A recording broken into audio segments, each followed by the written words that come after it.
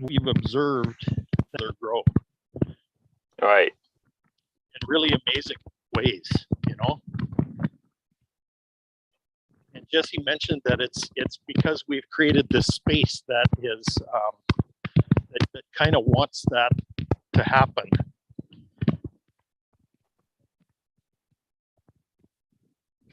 Yeah, we were hungry for it. Yeah, yeah, yeah. Yeah, I know that that's true for me. That's a good way. That's a very interesting way to say it. Because I know I was hungry for it.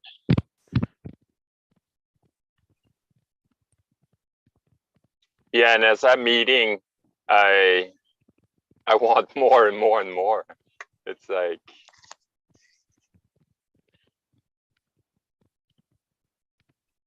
but I'm always satisfied where I'm at. Well, but I'm always ready to sit down again and have another meal. Yeah, yeah.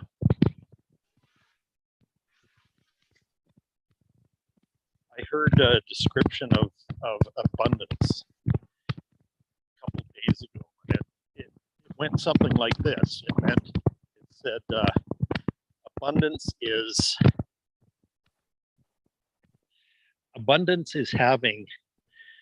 having enough and some left over to share. Mm. And that's kind of like a daily thing. And we know that every day we come back to this. We come back to being together with each other. We know that there will be more.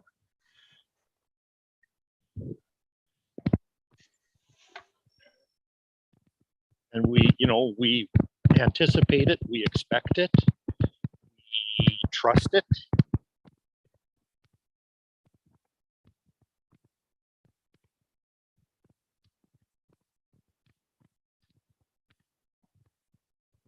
And also trust the fact that every day we receive enough. Yeah. And we're sharing right in the forum here. We're sharing what we receive, right? Yeah, what's present for us. So we've already created a pattern of abundance. Yeah. Right here. The value is intangible. The value is higher level value. Yeah, and I found like the reason why I'm getting always more is what changed for me is like, I don't leave any ideas or thoughts that I wanted to share like with me, if that makes sense. So, if I want to share about bees or food or whatever, and I want to share it with you guys, then I'll share it until the end of this call. I'm not going to wait until the next call. Right, you won't hold it back. So that way I'm emptying out. So like I'm kind of like empty so I can fill up again. So the next day I've got more to share. Yeah.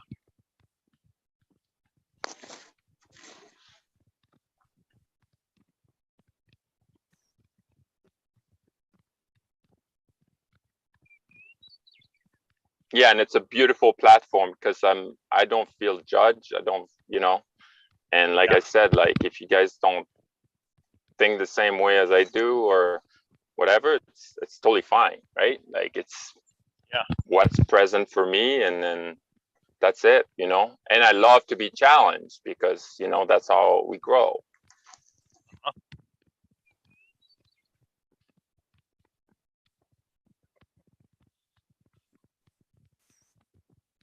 Because like so cool. The way say I limit myself, it's like to say, Craig, I'm only going to listen to you. You know, you're my master. That's it. You're my master. And that's a limitation. Yeah, of course. Right? So if I like listen to a podcast and I'm like, this guy, he's the man. You know what I mean? It doesn't matter who. I'm limiting myself. If I say, well, I'm going to grab this crystal, and the only way I can meditate powerfully, it's with this crystal. I'm limiting myself. Yeah. Because the energy that's emitting like this crystal, then that's how far I can go. I cannot go further. But I came to realize that we're limitless. Yeah. You know, our self is limitless, but our ego mind is limited.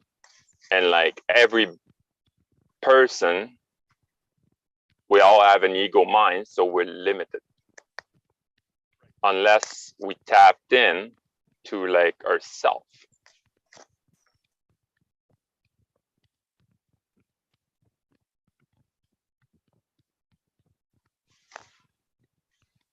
Keep going.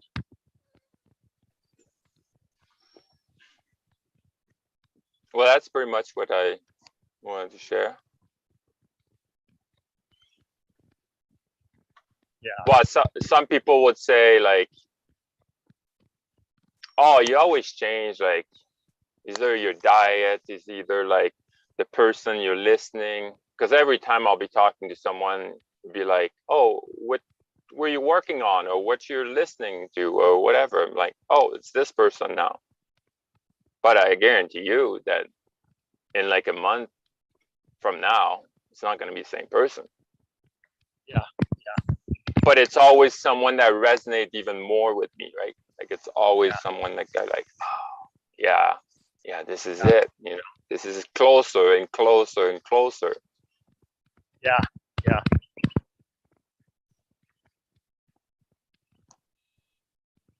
Right. Yeah, And sometimes, like I said, like it's not so much just the information, it's that vibration of their voice.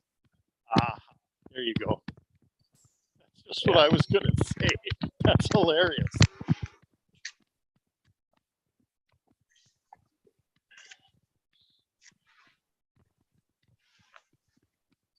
I guess I start not just listen with my ears, but like with the vibration, which is probably like a vibration that we match with the heart, I guess.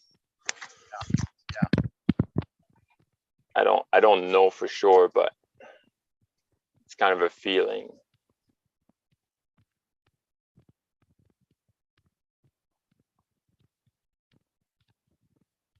Because for example, like biogeometry, like I love biogeometry. I'm like, wow, this is really cool. Yeah. But then like the person, Abraham Karim, I don't know if you guys know, like I cannot stand his voice. So I'm never going to take some teaching from him because I know it's not going to stick.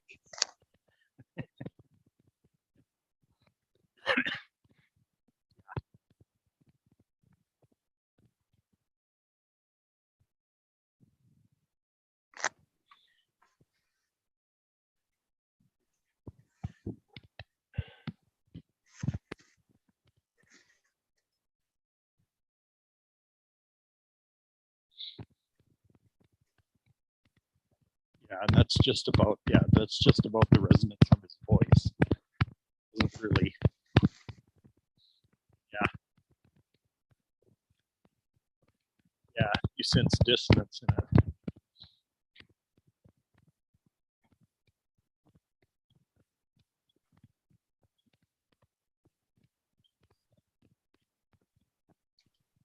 Yeah, and then sometime I have this feeling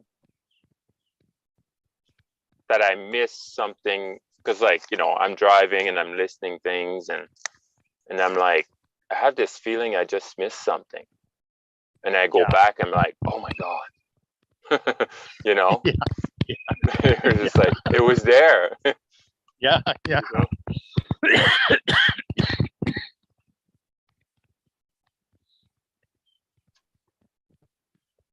And this morning, like I practice being present.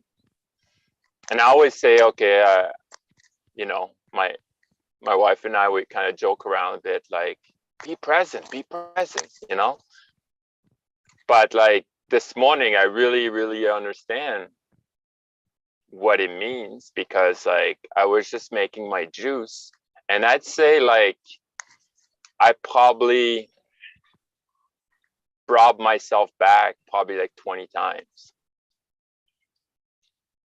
you know, because I was thinking like, and it wasn't like good or bad, like, but it was thoughts.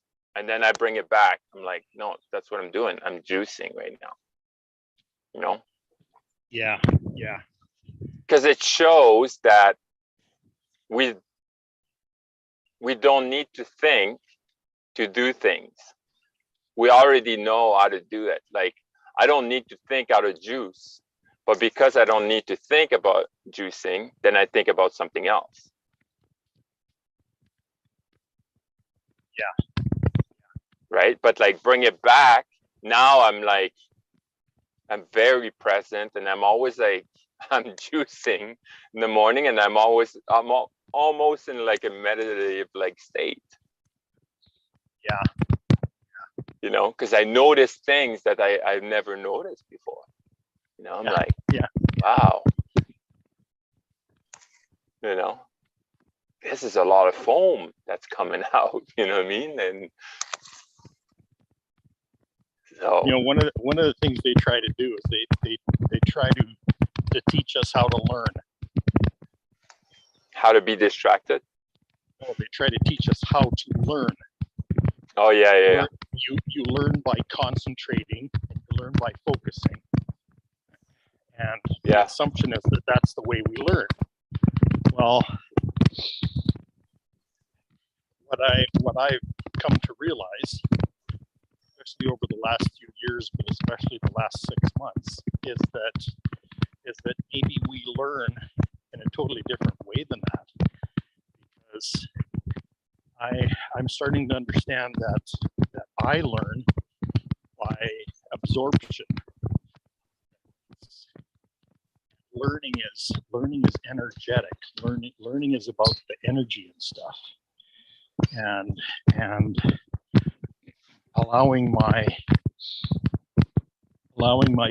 physical being to actually process that, to actually process the learning, and that doesn't require concentration or focus at all. In fact, it works better. It works better if the focus is very loose, very much in the background. So, like you said, you're listening to a tape, and then you realized, hey, I missed something. And then you rewind and you go back and you hear that and you go like, yeah, that was it. But part of you absorbed that, and you knew you had it, and you knew it was there. You knew there was some comprehension around it, but it kind of happened in the background. It kind of happened unconsciously without you really knowing without you being like presently aware that it actually happened. And yeah, my learning's been like that, like crazy, the past 6 months. And it's like, in fact, in some ways, I don't want to. In some ways, I don't want to turn it into words, because that'll wreck it before it's done. If that makes any sense. Right. You know, if I try to put words to to the learning, yeah, it kind of puts it in a box. And I don't want to put this in a box. I want it to keep expanding. I don't want to put limits on it. Mm-hmm. Yeah, you So want it's to not- keep it open-ended. Right, exactly. That's exactly right. I want to keep open to it because I already know that there's more. There's more to this. Whatever I'm getting today, there's more to this. I know Yeah. that. Yeah, it's not the whole picture, right? Right. You might be getting the frame, Right. right? Well, it comes in bits and pieces. Yeah. You know, that's the thing, right? And that's part of our educational training is that part of concentration and focus is that you put a whole picture together, or what you think is a whole picture, and you present that, and then you're tested. And then you're tested on this whole picture that you put together. And and in this other kind of learning, whole picture doesn't even come into the that's not the end result of this kind of learning I'm talking about. Yeah. But even like concentrate and like focus, like I heard that a lot growing up, right? Like focus on what you're doing, you know, concentrate. Come on, concentrate. But nobody ever like taught me how to concentrate or be focused or be present. They just say it, you know, because they don't know how either. Right. Yeah. You know. Oh, wow. But I can say, you know, like the part I know is like every time there's a thought, then I bring it back. And I like that's what I was doing this morning. Like my practice was like, as soon as I had a thought, I'd say, bring it back. Yeah. Bring it back. Bring it back. And eventually, like, it kind of left me alone, you know? Yeah. No thoughts. Right? But the other thing, like, that I noticed was, like, usually, like, when I'm doing something, I'm thinking about the next thing I'll be doing so I don't forget things. And, like, I don't know, like, not every day, but, like, some days, like, I'm like, oh, I forgot, like, to take maybe, like, this vitamin, or I forgot, like, to finish the dishes, or I forgot this, or I forgot that. But today was really interesting because, like, I guarantee you that I didn't forget anything. Because, like, as soon as I was done with my task, the thought came, oh, that's what I need to do.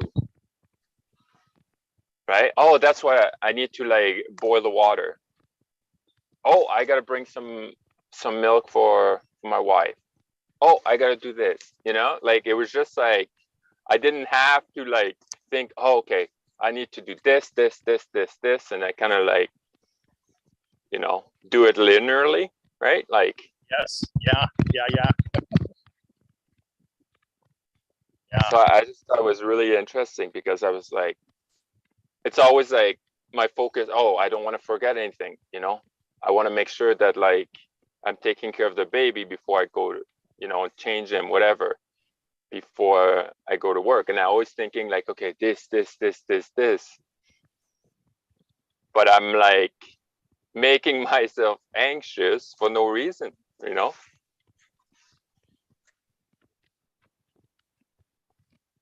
Yeah. Because I tell people that they're, you know, they have a lot of anxiety.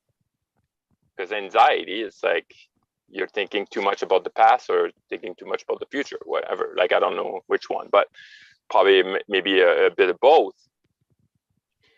But if like, as a normal task, like as like eating, and you're conscious about eating, and when you're thinking about something, you bring it back to eating, you bring it back. I really think like you're not going to be anxious, you know? Eventually, like these thoughts will leave you alone. Yes. Right? Because my brother growing up, when we had this, like this ski alpine skiing like activities. Yep. The night before, he was always sick. Oh, interesting. Every single time. You know, he's anxious about going. I don't know, right? Like, yeah. So yeah, I told him that. I was like, bring it back. And I have to probably remember him, because like even myself, like I know I was like, oh, I need to be present. But like really practicing it through the day, that's the hardest thing to do. And the easiest thing to do, right? Like it's like, oh, yeah.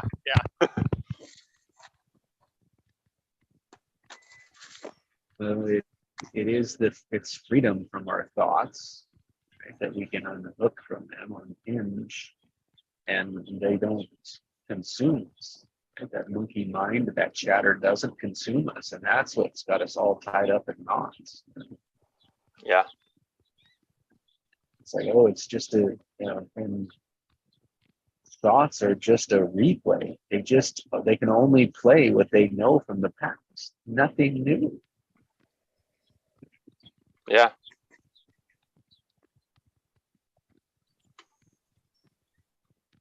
And Yeah, it's that's like these the old freedom, cassettes, that's the right? peace. Yeah. Peace and Yeah. calm is found in when we separate from that thought and that, especially the feeling. As I say, even as you were saying, Pascal, it's like that's why the emotion of the end result, or feeling complete before you leave, like the leave feeling. It's like, oh, it's like that intention, right? It'll bring up, yes, and here's next. Yes, and here's next. You're just saying yes to the one that was there. You do that, and then it's like, okay, here's the next one. Here's the next one. That's nothing to think. I mean, yes, there's something to think about usually, right, to do it, but man, it doesn't have to drive it. Well, think about like when you're the most present, it's when you're doing something new. Right? Yeah. Something that's unfamiliar. Like say like I never cut a piece of wood with a skill saw. I'll be very present. I won't be thinking about like my trip or whatever.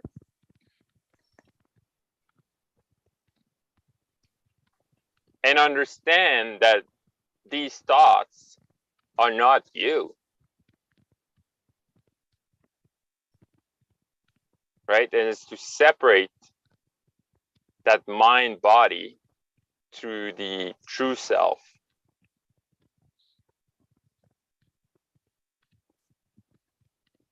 And when you can detach, just like as the horror movie,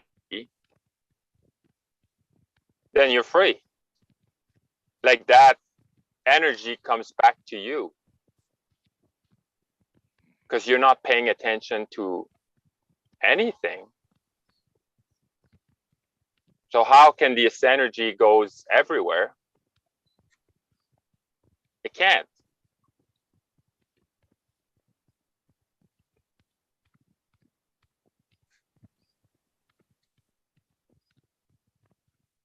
Because you're not attached. Yeah. That's a big one. Yeah, that's a huge one. The identity, that's the thoughts, and we attach to those as they're true, as the identity of who we are. They are us. And that's like you said, it's just we keep playing that tape player over and over.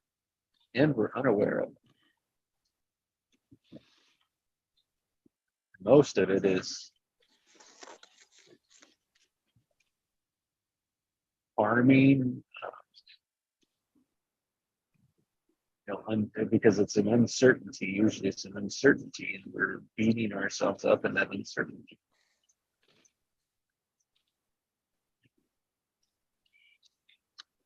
Yeah, maybe a good practice would be like, say I give you $1,000, right? But every time you're not present, you got to give me $5. You know, I think people will become present pretty quickly. Because we think energy is just like, oh yeah, I'm just gonna sleep and I'll get more energy tomorrow. But then we think like the money is finite, right? Well, $1,000 a day, it's quite a bit of money, right? So, and every time you have a thought, like you give me money. Because that's what we're kind of doing with our energy, right? Like, so if I'm juicing in the morning and I'm thinking about like, oh, the anxiety of my brother, oh, how can I solve this? Oh, I'm just giving him money, right? And then I bring it back. Oh, I'm thinking about my sister now. Oh, I'm thinking about my wife to get the milk. Oh, I'm thinking.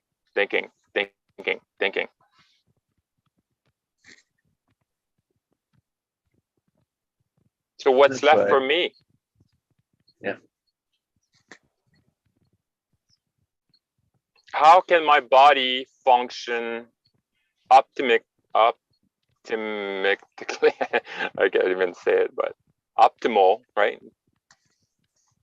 When I'm always thinking about everything else.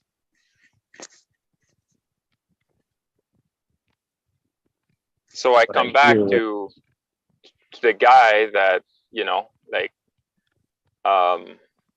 he healed his paraplegia, type 1 diabetes, like so many other things.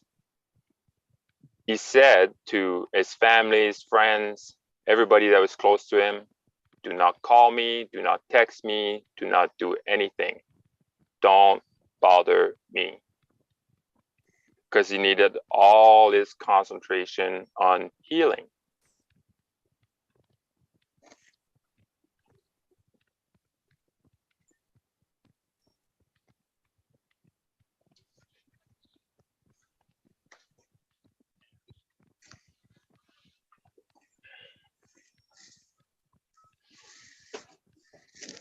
Oh, wow.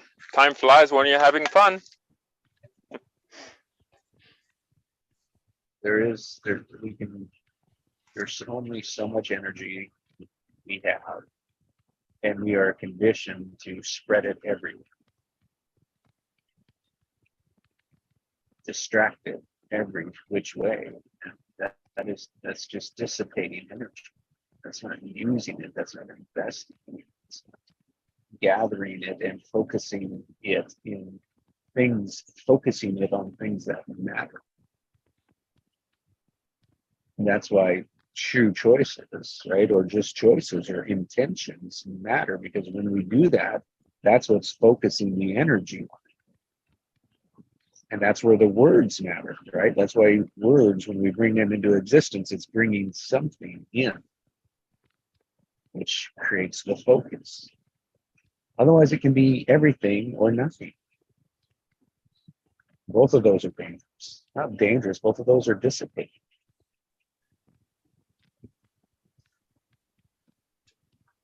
Especially if you think of it as momentum, right?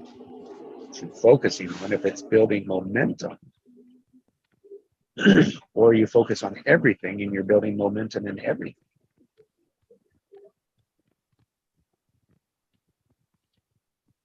That's how it appears to me.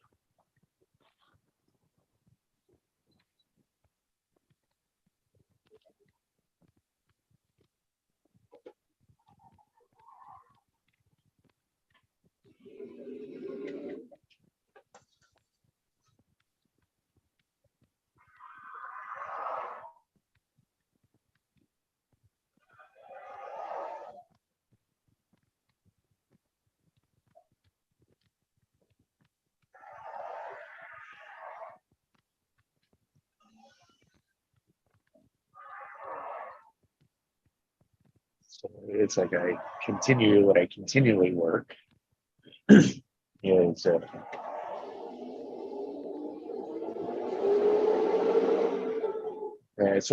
here's what I was triggered with yesterday, Craig, and earlier in the opening, which would be the first hour. out there. So we're looking at everything out there, and out there is in 3 planes, right? Or 3Ds in length, height, and width out there. So it's like, oh, well, what are the 3 in here? Ah,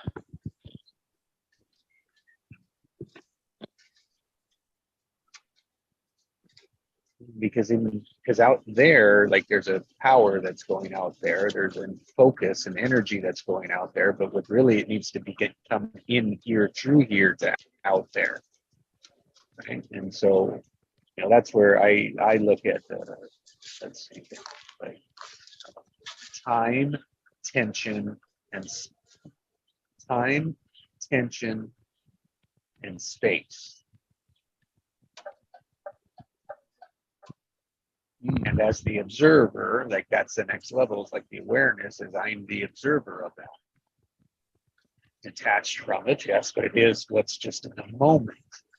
So if I think about time, it's like, where do I want to be, but in the present? So it's like, that's what I'm aware of being in the present, but my conditioning had never been, it been either focus on the past of what happened or on the future of what's coming. And the majority of my time, I was focused in the future of what's next.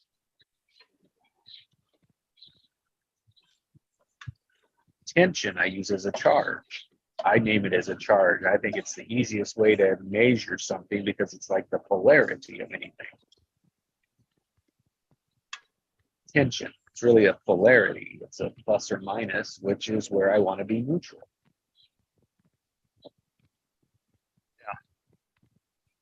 So present and neutral is where my power is. yeah. Because then I can focus it, then I can direct it, and then in this space is to notice: am I giving it away, or do I have it? Do I hold it? So I like hold it as the power.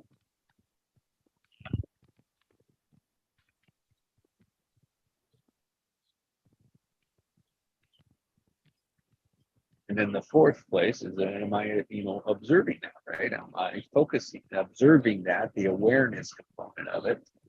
And then, like you say, it's like that becomes the bridge to the 5th.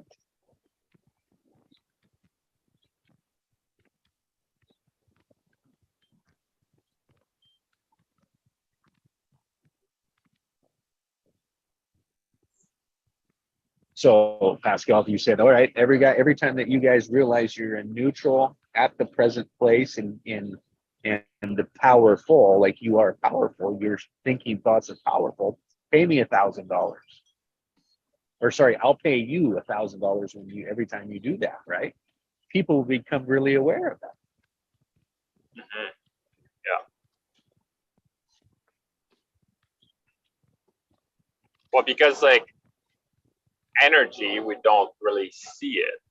We feel it, right? Oh, I'm drained, or I don't have enough energy, I'm tired, blah, blah, blah. But we don't actually see it. But if we really see the exchange, like money, then yeah, we'll be a lot more conscious about it.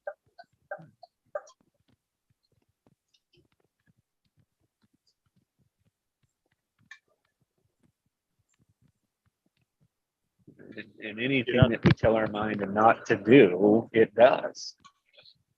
Like, yeah. Don't think of that elephant, don't think of that elephant. Don't think of that elephant.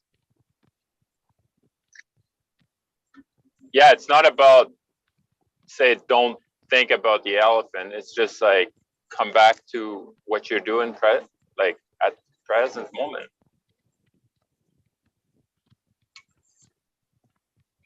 Well, that brings attention to it.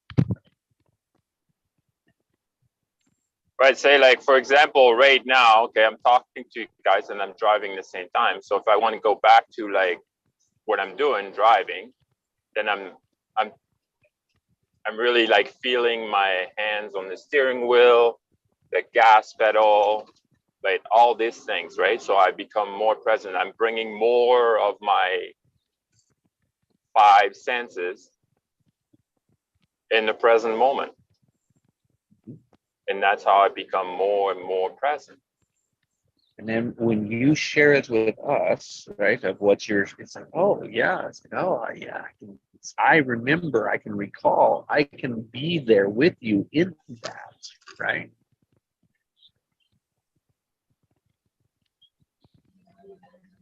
That's where the importance of putting words to this stuff is as well. Mm-hmm. Yeah. Because it becomes shared experiences, so people can remember, recall, and be like, oh yes, presence. That's what it's about. That's what it means, right? Yeah. What we're really Yeah, doing here and is to be, exchanging energy with each other. yeah, unattached to it. And then when we can hear when we are attached to it, or when it's charged. When something's charged, we can hear it. And then we can help each other move through it, let it go, release it.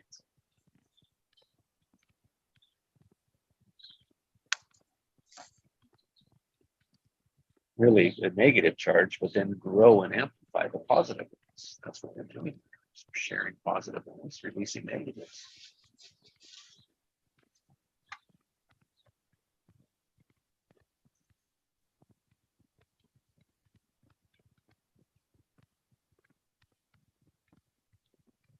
And when we share our word in the morning, right, that gives us our attention for what we're on just in that moment.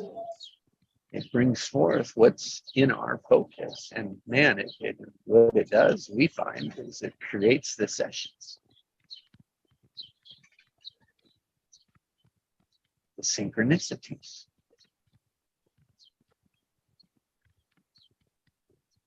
Yeah, it's like we understand the other person better. We're like, oh, this is what's present for you. Right? And on that presence, here's what I can bring for you that might help you.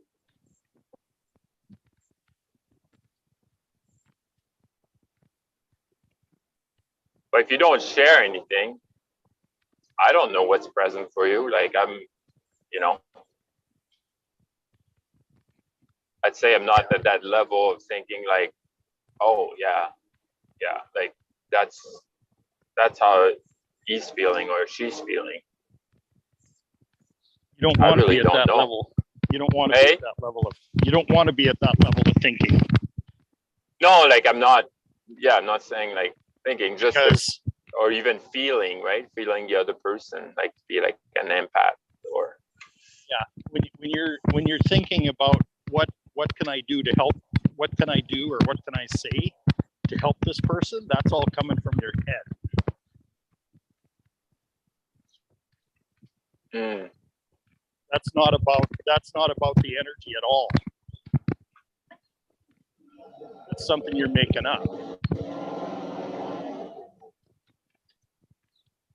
No, I would say it also directs the intention.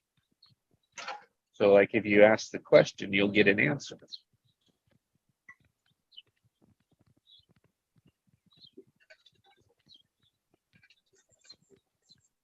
Now, if you don't respond to that answer or fill it in with other thoughts, then I would say you're out of that. But again, I think you've got to, like, the intention drives so much of it.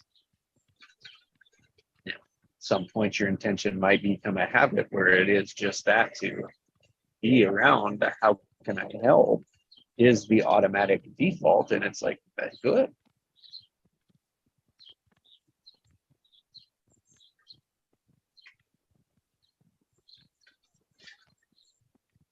But I don't think we walk around in that automatic default. Most people. In which automatic default? How can I help? How can I serve? How am I serving? No. I agree with that.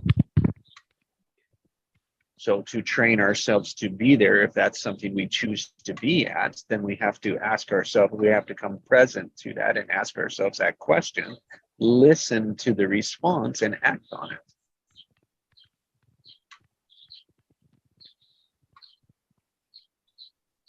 Yeah, and it's a little different when you've been overgiving your whole life.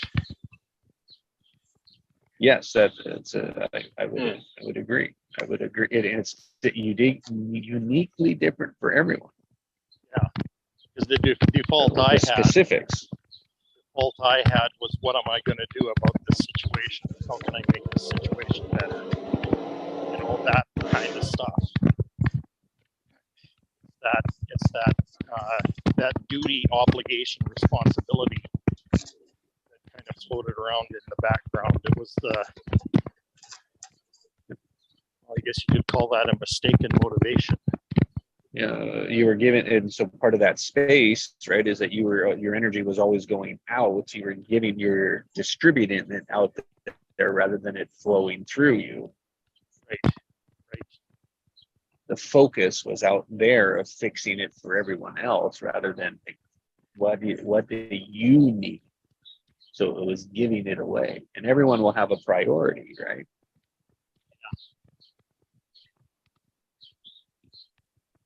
Yeah, for me, when I say like, how can I help? It's not like, oh, how can I fix your challenge? It's more being self-aware of what you're going through. Like maybe bringing an analogy with it, or a story, or whatever that you might be understanding on a different perspective. But not like, oh, I have anxiety. Oh, well, I know a doctor that can help you, you know? Not in that kind of sense. That's what I was trying to say before, is it's not about assessing the situation. It's about looking at the energy that's in the situation instead. Yeah. The energy part of it is impartial, and it's intangible, but it shows up in all kinds of bizarre ways. So instead of looking at how it's showing up, we look at what's the power behind this, what's the energy, what's what's a meaning or an interpretation that's actually driving this. And those are thoughts, right? Because they're words, they're questions, right? That you're, in a way, you're asking yourself so that you'll be aware of. That's the mechanics that are happening inside of it. Now, I think the difference, Craig, like what most people are, is most people don't listen. Yeah, well, yeah, that's the first most people piece. Listening to themselves, their own thinking, their own monkey chatter, to outdo someone else's story. What I'm trying to say is the stuff I'm looking at is not verbal, non-verbal. Yeah, I'm with you. That's what you're listening. Listening and speaking are two separate acts.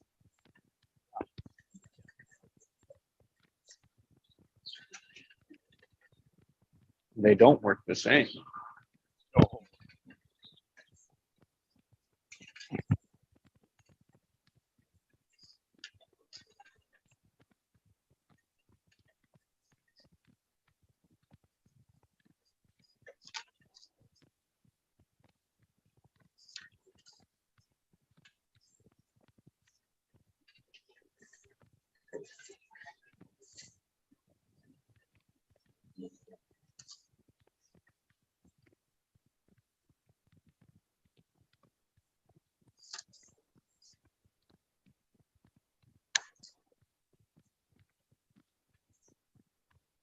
Yeah, what helped me the most this week, or even maybe last week, and that's my word for today, it's self-realization. That I'm not my mind and I'm not my body. So I'm not the car, I'm the driver. So I'm aware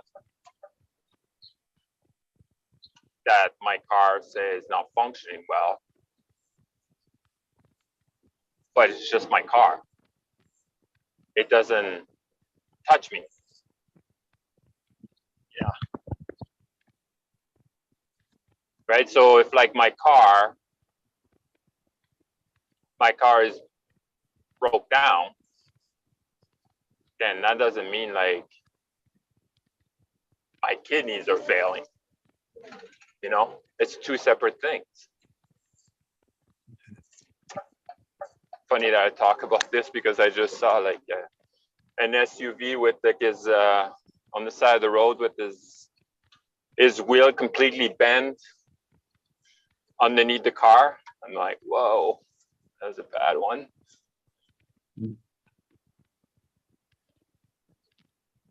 But I'm just a driver. Working. Yeah. The creator is not their creation. Yeah. Yeah. But it took me a while to understand that. Like I was just like, Oh, it is. paint, not the painter, stuff like that. I'm like, what does it mean? You know, now, because I guess I always love cars, that I brought it to a car, and then I'm like, oh, okay, now I really understand this. Art is not my thing.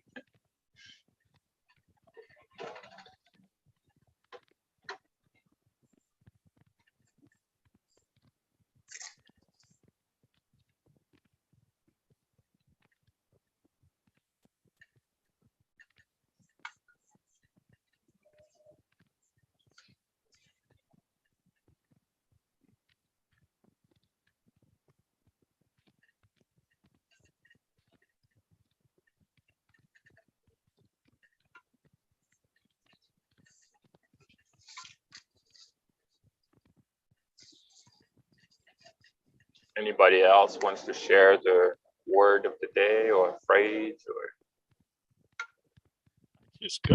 I just got an interesting phrase that came to me. I am an energy. Living in a body made of energy.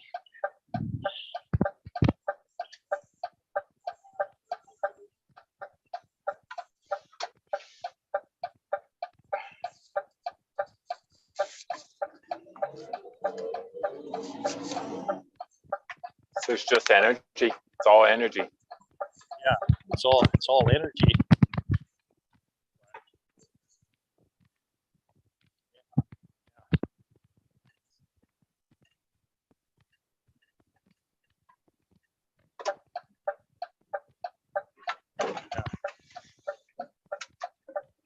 Our essence, our essence is just a concentration of energy.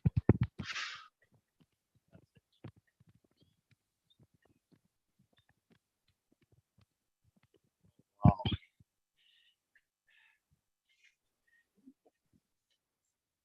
It's matched up. It's temporarily matched up with a body and a mind.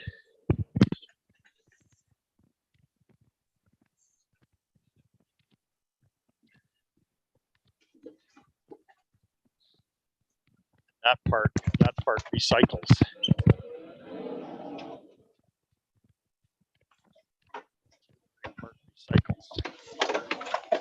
Wow.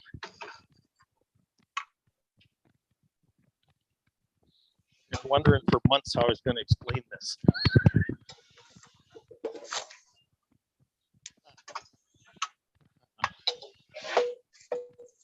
It'll come out when it's ready, right? Yeah. Well, that's synchronicity and timing, you know? Yeah.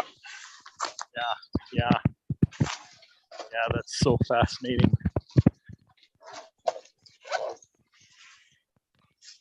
It's funny, I invest in a little bit of crypto just so I have a toe in there, right?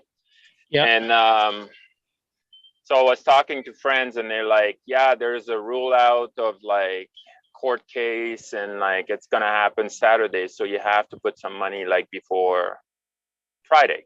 And I'm like, okay, sounds good. So I used my pendulum and I asked like, oh, am I supposed to invest like crypto? And it says no. And I was like, oh, like I'm so baffled. I'm like, what about $2,000?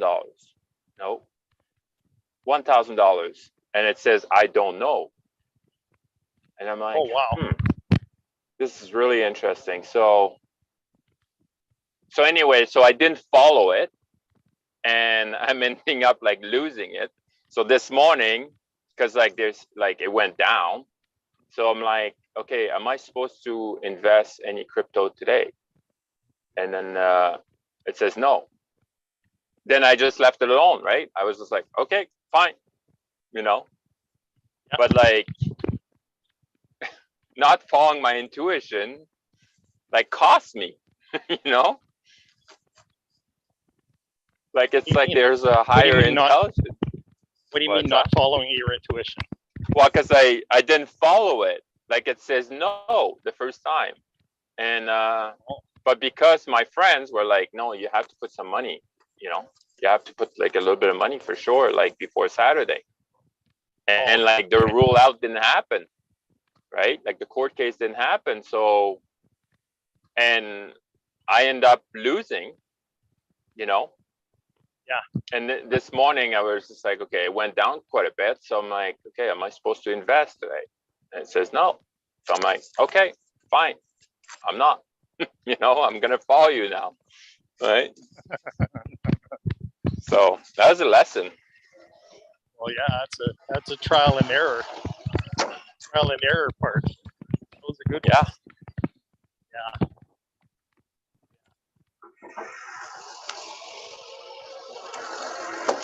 No.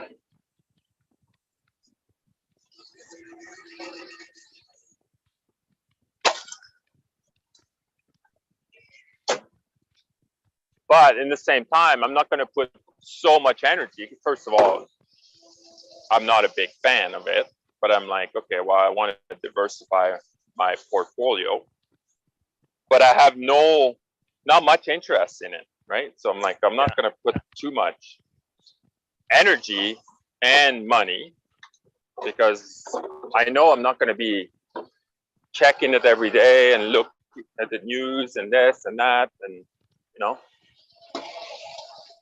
So not much focus there, right? Yeah. But I don't want to miss the timing, right? Because maybe the timing is right there. So I'm like, okay, well, I'm gonna try, right? Yeah. So maybe it's gonna go up, maybe it's gonna go down, but you know. But when I put the money though, I completely detached from it, right? So I was like, you know what? Like this is money that who cares what happened, you know? If I win, great. If I lose, you know, I'm detached from it.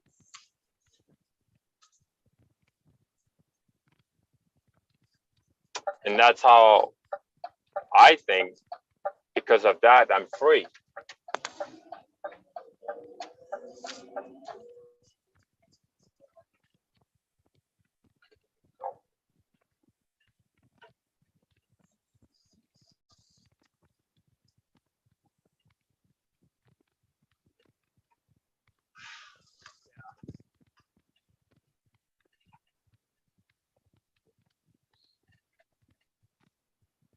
Is this is not just about money, but we make investments every day.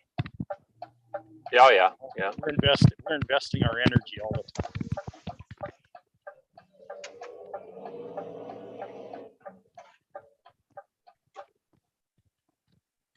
Redirecting it and Yeah, we invest and we attach and detach to people, to whatever, like interest, like distraction, you know. yeah.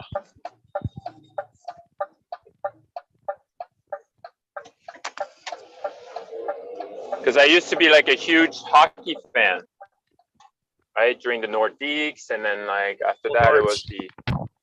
It's that? I bet you were a fan of Guy Lafleur. Guy Lafleur. Now Joe Sakic. Oh, there you go. That was my man. But now I realize it's a distraction. And then now I'm like, okay, well, how is it bringing me, Yeah. to put so much energy in a team? Then at the end of the year, I'm like, okay, well, they won. Great. Is my life going to change because of it? No, it won't. So this year, I was so surprised because I didn't see the time, I guess. I was just listening to the radio, and they're like, "Oh, like NHL's in playoff," and I'm like, "What? I didn't even watch a game." Right? Yeah. I was like, "Wow." The only game I saw all season was the Winter Classic Oh yeah, yeah. on New Year's Day or the day after, or whatever. Yeah, that's the only game I've seen all year, which is weird. But anyway, Yeah, so I completely detached from it, right? Because I was like, yeah, I couldn't miss a game. Like I was going to see games. I was yes, and now I'm like, I really don't care. well, you're right. You're right. It's a distraction, like many other things. Everything is a distraction, right?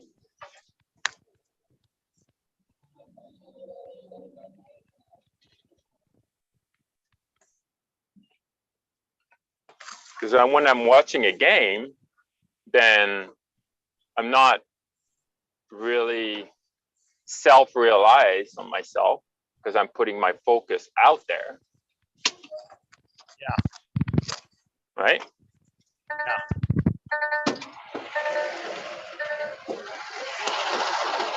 And there's nothing wrong with watching a game. There's nothing wrong at all. No. Understand No, that. That's not the point. No, not at all. Yeah. Right? You know what I do is I intentionally I really like watching movies. But I intentionally watch movies because I'm looking to download something. Yeah. There'll be a line in a movie or something somebody says or a situation that'll give me like 20 pages of stuff to write about. You know what I mean? It brings you inspiration. Yeah. Well, yeah, but it's not. It's much more than inspiration. I don't know how to put a label on what happens to me, but it's like inspiration on steroids, I guess you'd say. Yeah.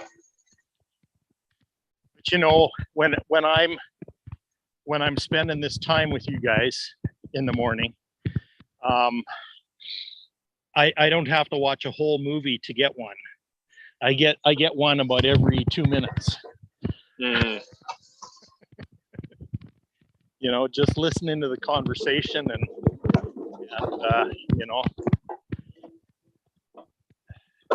Yeah, I'm the same. Like it sparks something together. Right? Oh yeah, totally. Yeah, that's a good way of saying it. To spark something. Yeah.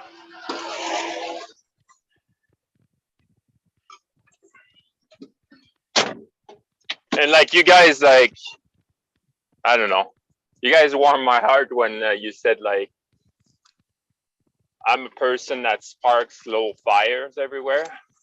Yeah. Yeah. When there's no kindling at all, like in a person or whatever, then I'm like, okay, I'm just gonna give you a little bit of fuel here, and then you'll be able to start your fire. Right? And I was just like, my God, that makes a lot of sense. But it's not to say like, oh, I'm better than you because I do this. No, because we realize that, okay, someone else is more nurturer. So maybe keeping the fire going, and some people will be more like bringing ideas, right? So bringing the wood, right? So everybody has their own part, and none of us are better than the other, because if we're not all together, then we cannot build that fire, Well, exactly. right? You can't So- build a fire without wood or without kindling or without a Yeah, spark. yeah, exactly. Yeah.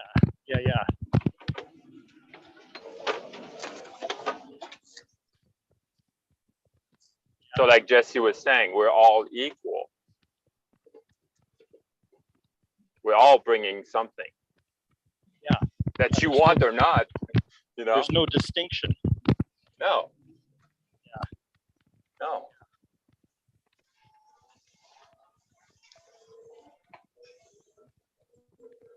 That's interesting that you brought that up about a spark, and I'm really glad that you see that about yourself now, because that's really that's Oh, you gave me another chill. that's really yeah exactly, because that's really true for me too, you know. Yeah.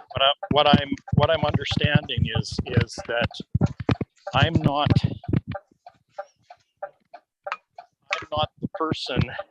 the person who brings all the pieces together and actually builds the thing.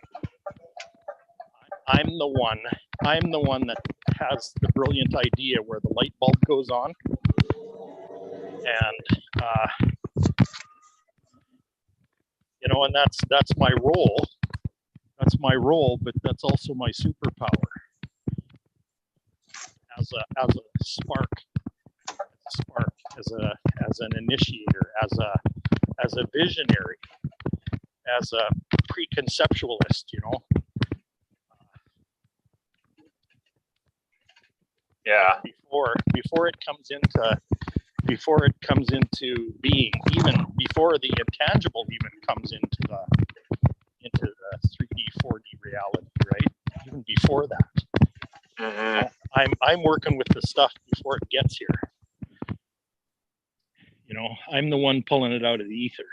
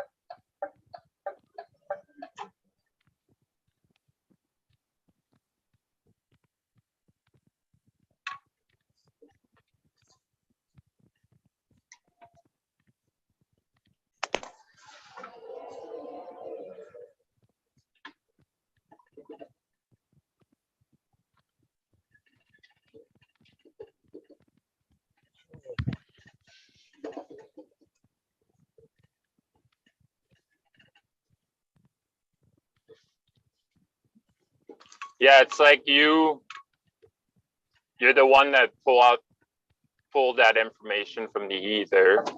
Like, okay, oh, maybe we can build a fire, right? Yeah. And then I spark it, and then say Sindrell like will nurture it, right? And she's really good at explaining what we're gonna be doing and stuff. And then I see Jesse kind of flying over the fire and like kind of explaining in a totally different way. And I'm like, whoa, you know, they're not just building a fire. Oh. They have energy and they're cooking things. And then like, oh, you could do this too. And, you know, so that's how I see it with just the people that they're here. But Yeah. And everybody else are bringing something else, right? So, but it's just to show that we all have a whole role. Yeah, yeah, right. Yeah, exactly. So.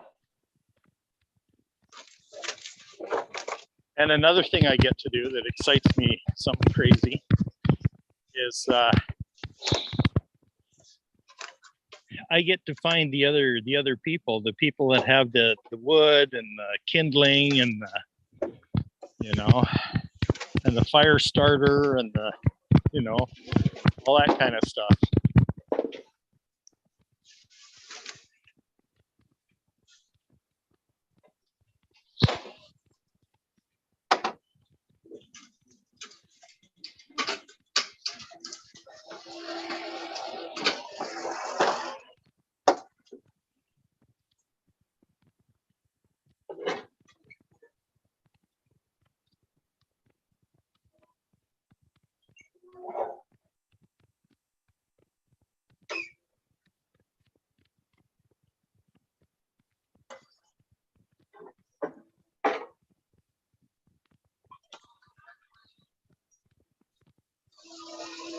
Yeah, really interesting conversation we're having about the fire. Yeah. Pretty cool.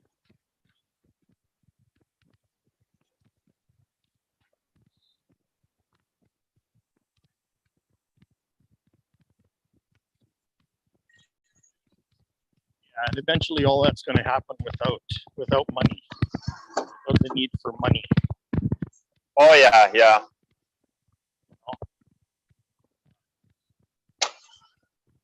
Yeah, when people understand we don't make money. Yeah.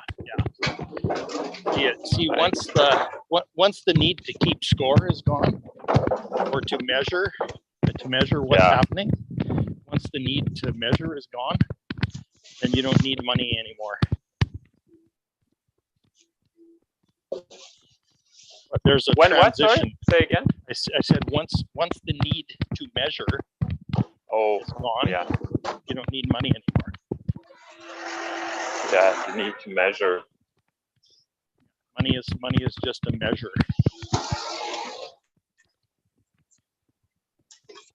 And measuring in any way, shape, or form is 3D reality. Yeah.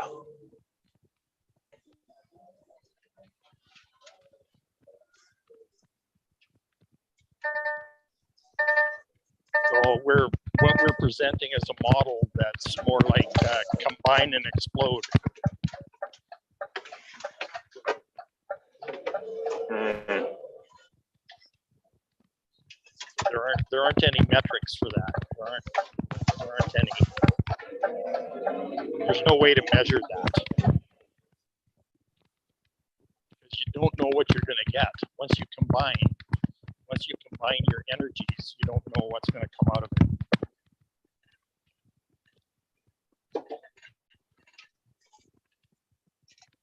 Yeah, and it's not your role to know how or what's gonna, you know.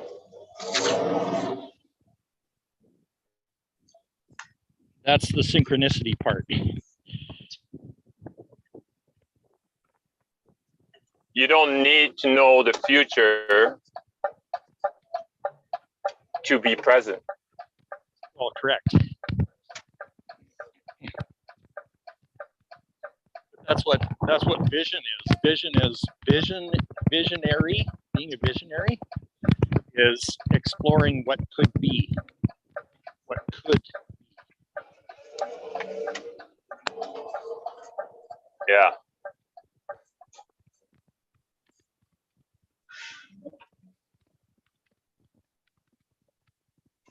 Yeah, possibility.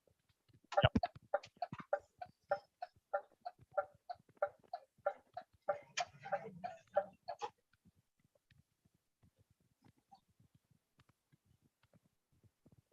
Yeah, that's the part I like.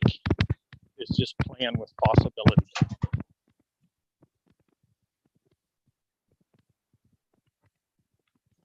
Yeah, because like, say for for example, AI, like everybody are talking about AI. But if you don't want, like you're resistant to it, well, don't feed it, right? Like don't share information about it that it's bad and it's this and it's that. Just don't feed it. Yeah. Right? The reason why it's growing so fast is because it's all over internet. It's all over like people's mind.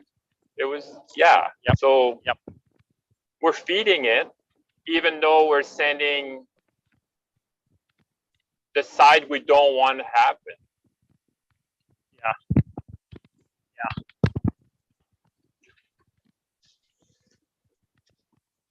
You know? And like, for me, it happens a lot with COVID, right? Like I was sending information about this and that and this and that. And then like, I realized after a while, I'm like, you know, like the stuff I don't want, I'm just feeding it. Right. And you're just feeding it by putting attention on it. Yeah. Oh yeah.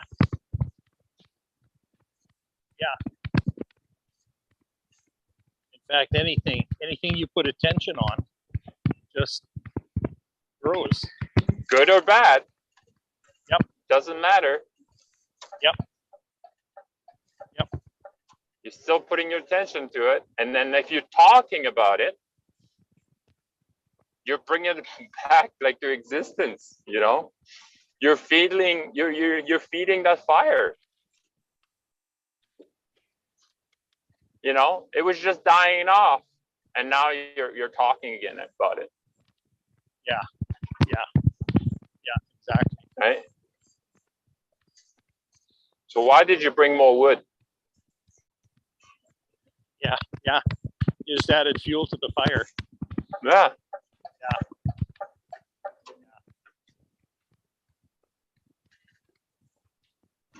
So the other thing is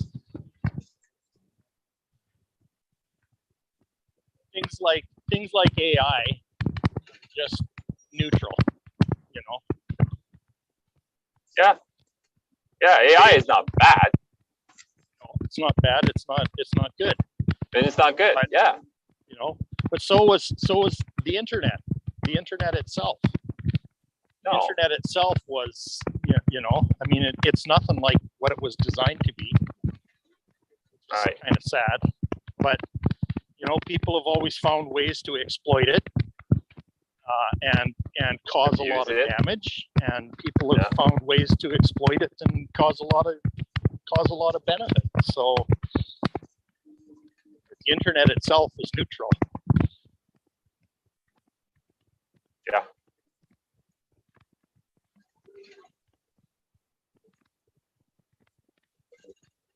Yeah, it's like feeding your body with good food or bad food. It's not bad. Yeah. But overfeeding it is detrimental. Right?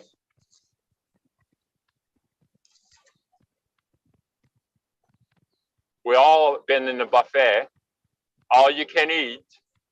Yep. And then like feeling like shit. Yeah. When we leave. Yep. Right? And would you say, oh, it's because the food, or the food wasn't good? Well, if the food wasn't good, why did you eat so much? Right?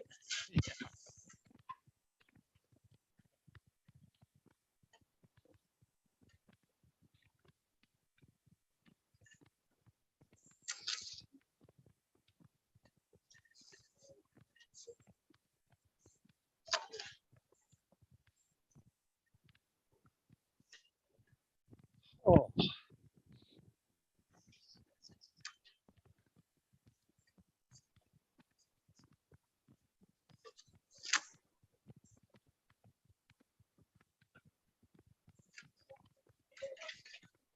You're walking this morning, Craig?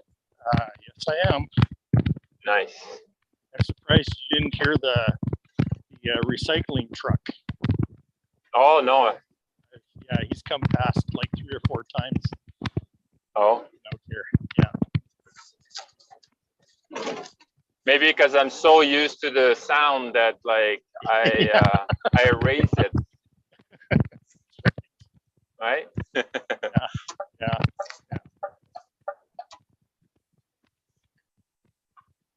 It's like someone that lives like, you know, like Hawaii, right?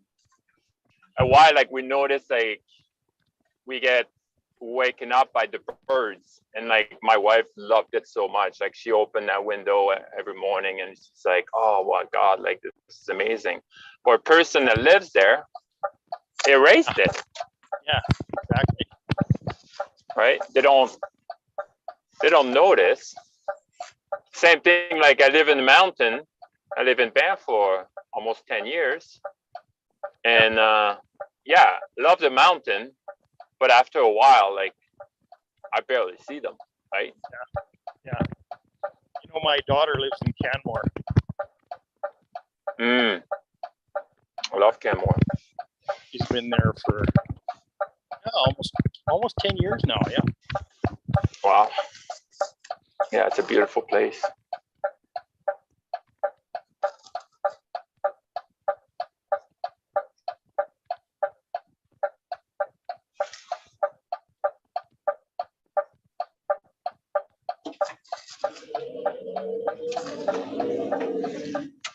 So it comes back to say like what we focus on, it's what we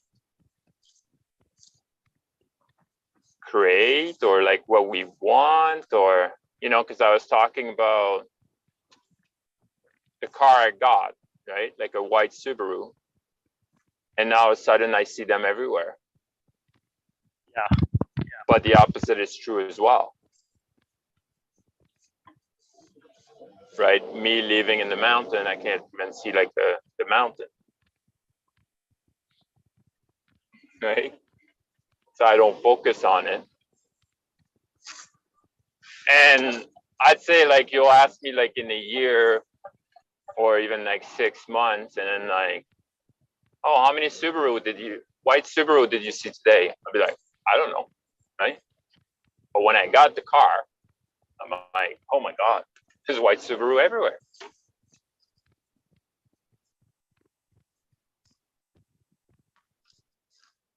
Like they say, where attention goes, energy flows.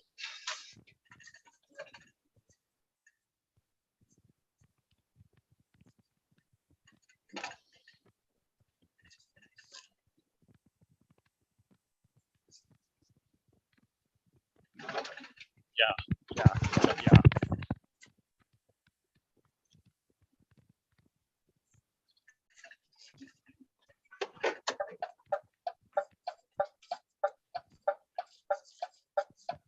Is Jesse still with us? No, he left quite a while ago, I think. Oh, did he? Yeah. I needed an insight, an overview inside of this. No, yeah. All these concepts together, and you know, Yeah. it's really good at putting them together, right?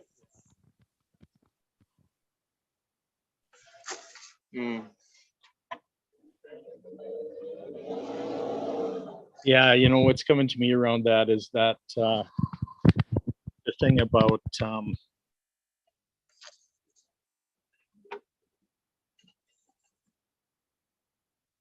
you know, they say you think it and it becomes manifest, right? They try to simplify everything like that. Right. Yeah. There's a few other elements in there that kind of get missed. Like one is attention, and another one is intention, and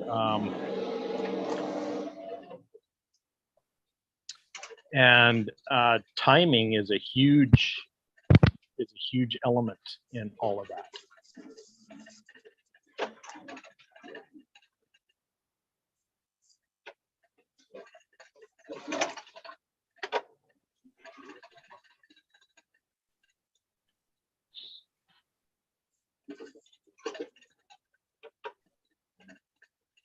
because knowing something's in the works, knowing a manifestation of some kind is in the works is 9/10 of the battle, because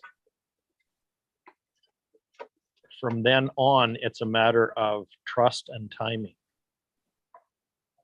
Right.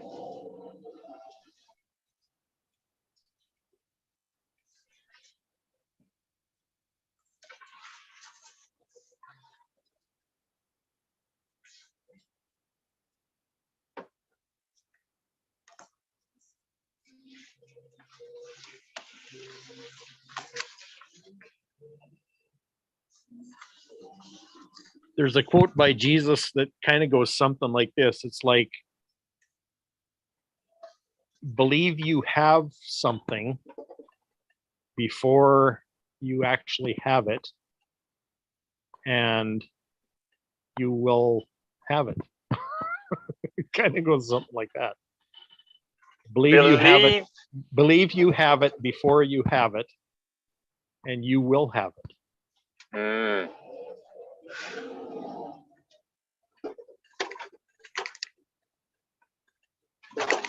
Yeah, so it comes to like a desire or what you love, and then an intention. Yeah, but it doesn't even have to be that. It doesn't have to even have to be a desire, and it doesn't even have to be what you love. Or yeah. It's like that. That's true, even if it's even if it's a debilitating disease. If you believe you have it before you have it, then you will have it. Like, it's like Right.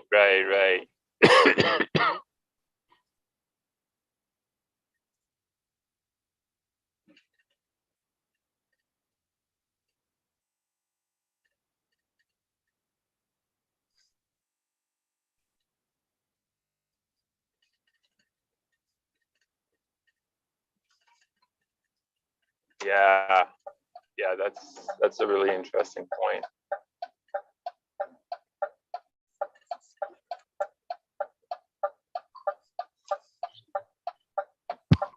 so when I became physically disabled, the real gift in that was that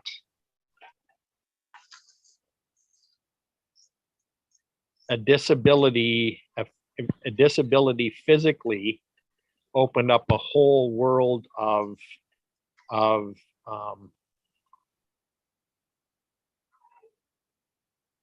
ability spiritually Mm. for me. It's like what you were saying before about, your body and mind are just the vehicle, but that's not you. Yeah.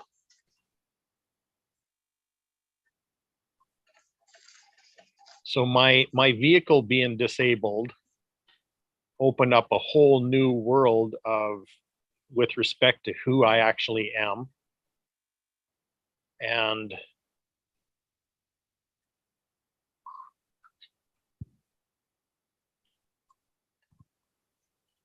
and the powers around that. Yeah. And the truth of that.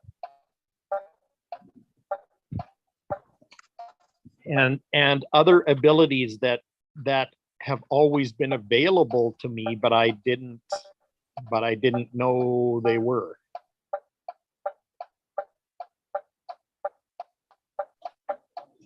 Like if we bring back like that car analogy, it's like you lost the wheel. And if you lost the wheel of your car, then you have nowhere to go, right? So you have less distraction, right? Because you cannot go to places and get distracted. So now everything you see from the car, that's it. Yeah. right? So your vision become more inward, because like eventually like you're looking outside, right? Oh, nice Yeah. tree, nice this, nice that, and then like you get bored, right? So I'm like, oh, maybe like I'll look at I'll feel my body or whatever, right? Like, so you go back Yes. inward, Yeah. Yeah. Exactly. right?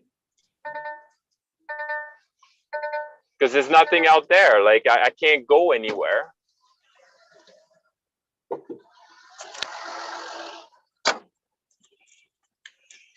Because I have no wheels. Yeah. Yeah.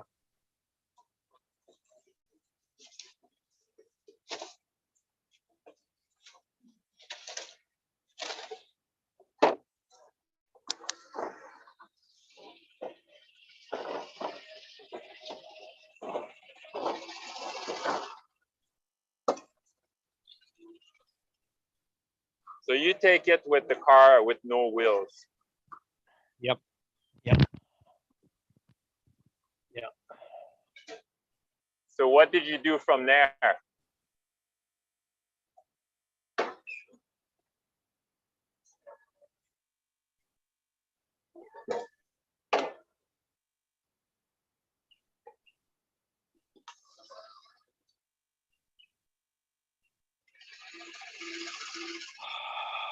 I found out a number of things actually.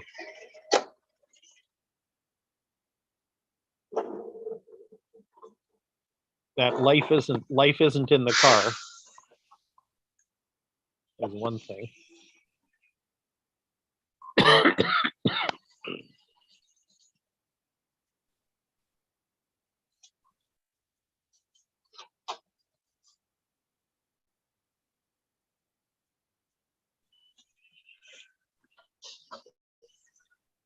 And the car isn't really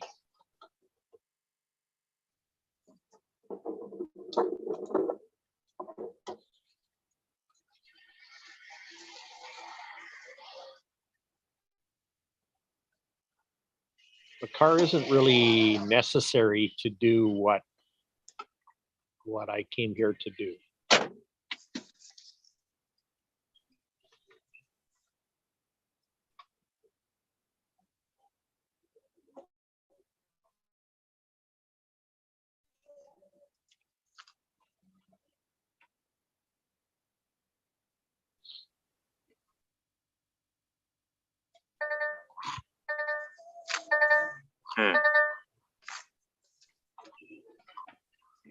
Like last year, I lost pretty much everything I owned. And I'm coming to realize that I don't really need any of it.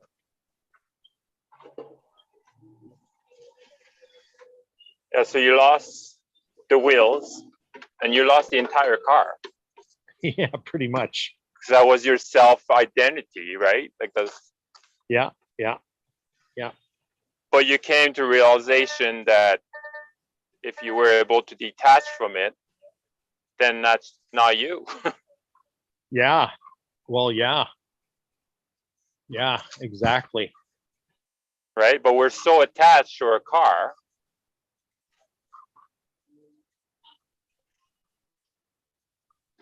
that we're not, we can't look further than that.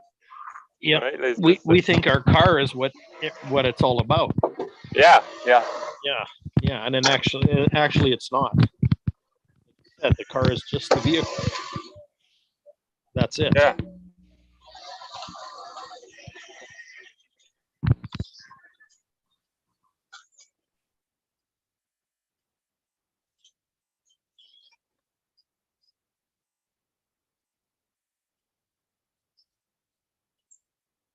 But like, I heard like you egoic mind, identity, you cannot completely lose it. You still need a vehicle. You still need a vehicle in this 3-dimension world. Yeah, exactly. Yeah. Right? So you still need that car. So, but you I'm- don't need the most fancy car. but I'm getting a new one that's not based on my self-conscious identity.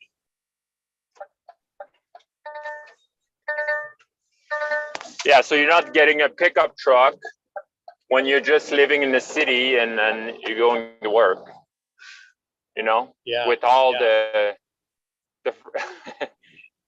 all the chrome and like the big wheels, and you know, that's not the vehicle that you need, right? Yeah. Yeah. So you're just getting a vehicle so you can, you know, function, Yeah. right? Yeah.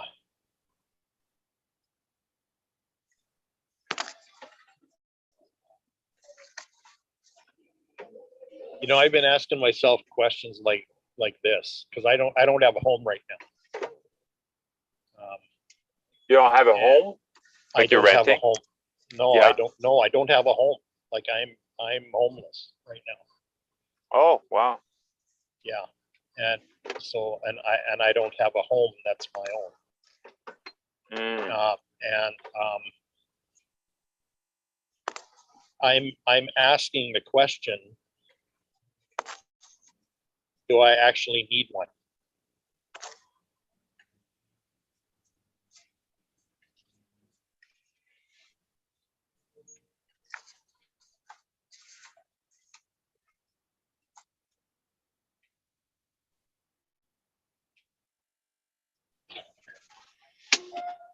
Yeah, to me, I mean, again, I think like you need basic needs, right? So, I mean, if you Yeah. live in a place that, you know, it's warm enough, then maybe you don't need a home. But I guarantee you that, like, if you live in Calgary and you don't have a home, Yeah. I mean, Well, yeah, I know. right? So again, I realized that like I don't need like a castle with like gates and like gold gates and all that stuff, but I need a shelter, right? I need something. Yeah. So I can. But I wasn't talking about a shelter. I'm talking about a home. Like a house that you own, you mean? No, I mean No? I mean a home. Like an actual physical place that's a home.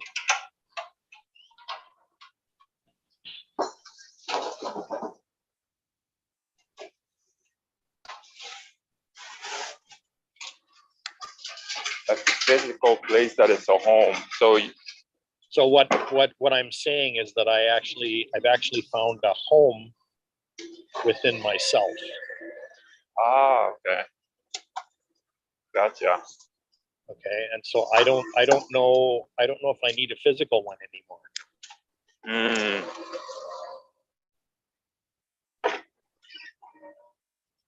I get you now.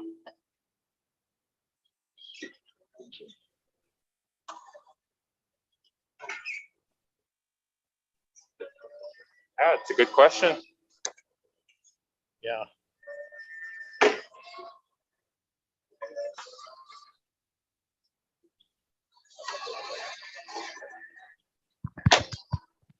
It's funny, like growing up, I talked about this. I always wanted to belong, and I was always kind of jealous of people that had like a lot of friends. Yeah. And you know, now that you know my wife has friends and we used to like party a lot, and then I was like, oh, this is fun, you know. And eventually, like, I realized that like, no, I don't want many friends. I really don't, you know, because it's again, it's a distraction. So I'm putting energy towards them or whatever. Like, I'm choosing, yeah, but it's still like energy that I could invest in myself. And the other thing is like, the more I'm changing, the more I'm changing people around me without even touching them or talking to them. Yeah. You know? So found out the most benefit, the best bang for my buck, it's to work on myself. And if every day I'm like with a different friend, then I don't have the chance to do that.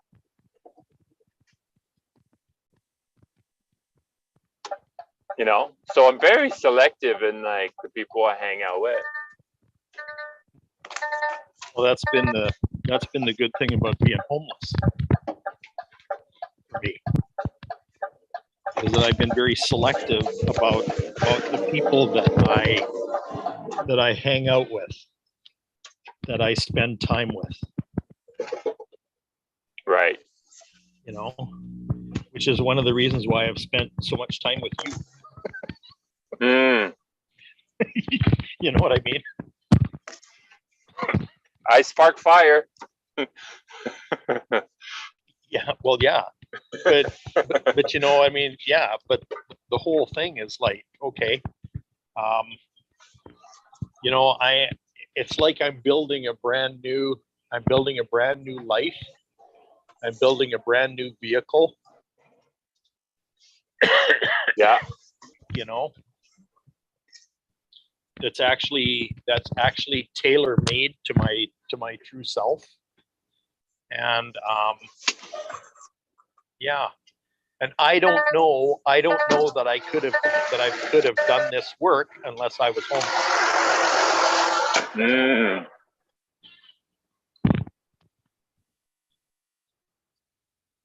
Which is kind of fascinates me, actually.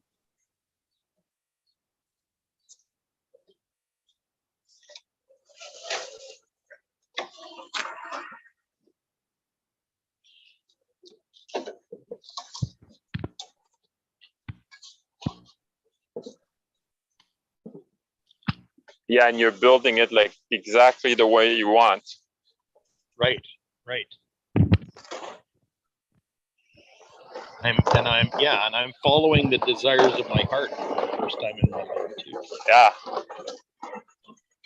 You know, and allowing myself to go there, to go wherever my heart wants to take. Yeah, and that's where your intention goes. Yep. Yeah. And I've never done that before. In fact, I don't know that I've ever had the opportunity to do that before. Yeah. Well, we always have the choice, but we don't. Well, a lot of those choices, we don't even know that we have them. Yeah. We don't even know that they're available to us. Yeah, we don't think we have an option. Yep.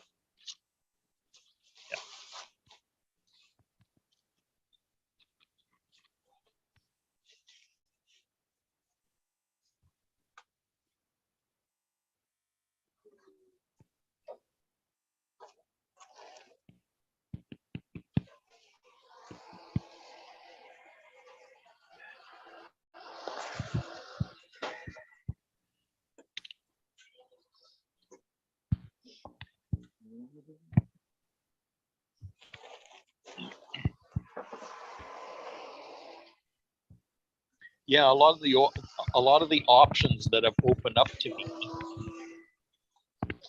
are really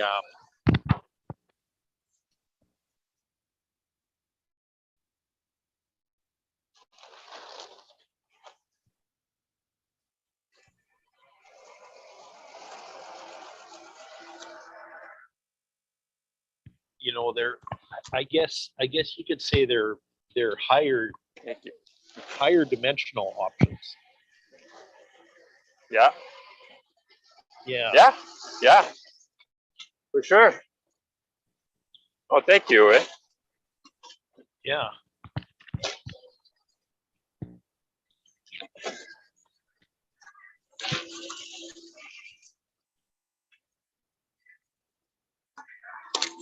Yeah, you realize tangibly that you don't create from a lower frequency or Oh, yeah. lower,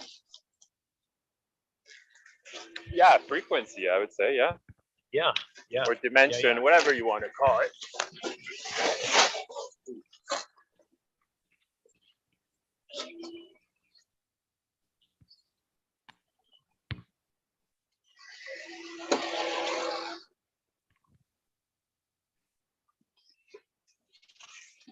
Yeah, you have the chance to experience it firsthand.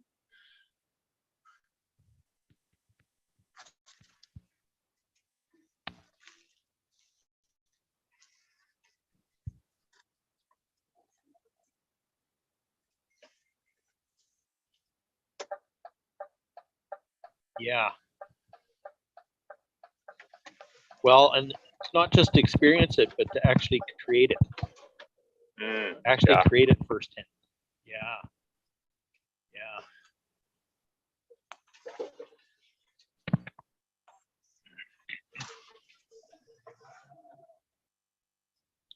Like design it from scratch.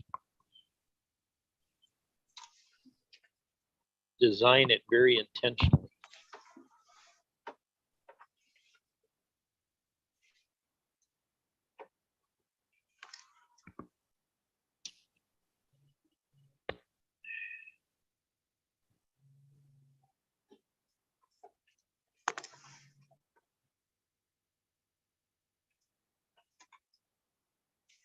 Yeah, you go back to desire, intention, Yeah. right? And you stay there. And stay there. Yeah, exactly. Yeah. Wow, that's good. Yeah. Yeah. Yeah. Very powerful place to be. And as soon as you got a thoughts, you bring it back to desire, intention. Yeah. Yeah.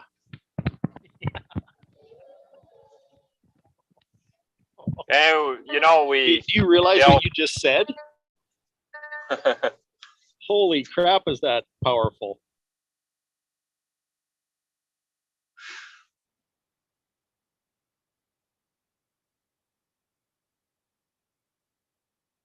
Yeah. As soon as you have thoughts, bring it back to desire and intention. Wow. Yeah.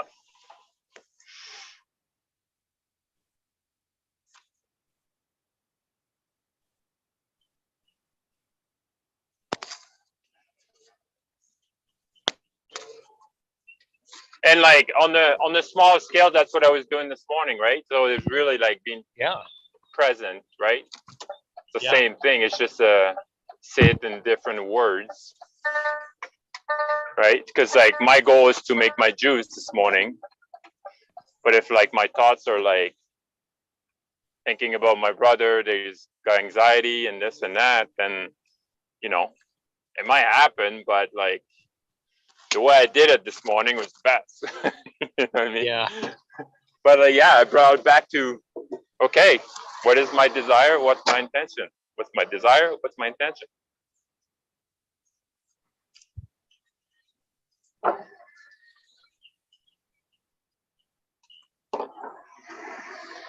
And when I have no desire and intention, then I might have a thought, right? And then I'm moving to another desire and intention. Right? It's not like the thoughts are bad, right? Because eventually, like, well, you're not excited about this thing anymore, right? So you have no desire and intention. So it comes back to say like, yes and. Yeah. Yeah. Right? And now you're building something new again.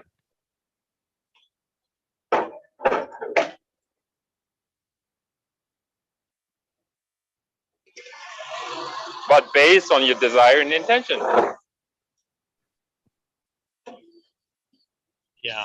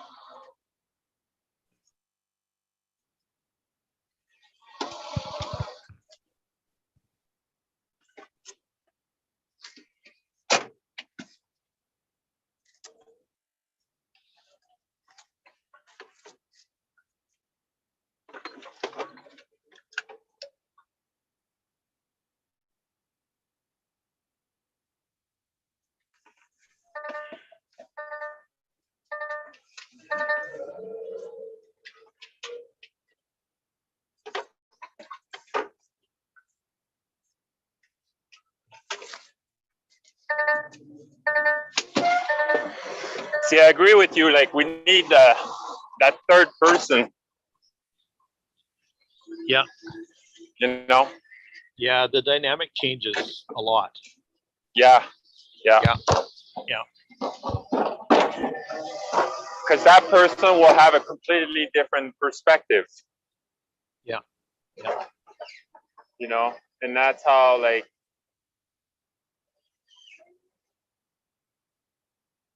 that's how we would grow even more. Right? Yeah.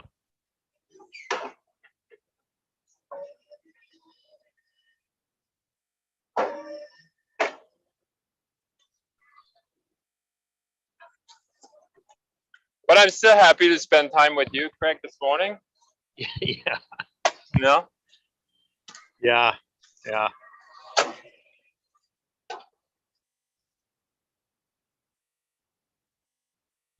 Think Yeah, we, I'm really glad it's you that's here today. So Yeah. yeah, I kind of like you, Pascal. No. Can't be attached.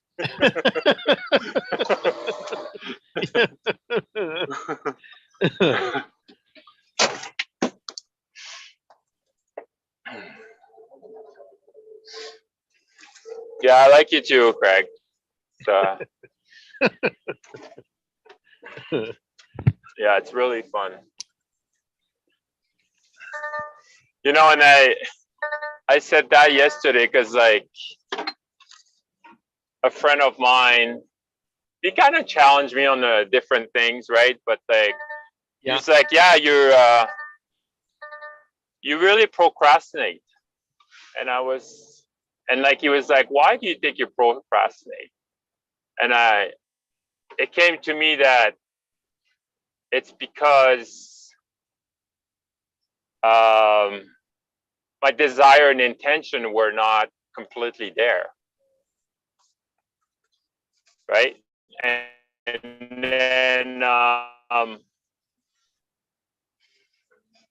And then he goes like, yeah, you switch from program to program and this and that, and that's true. It's completely true.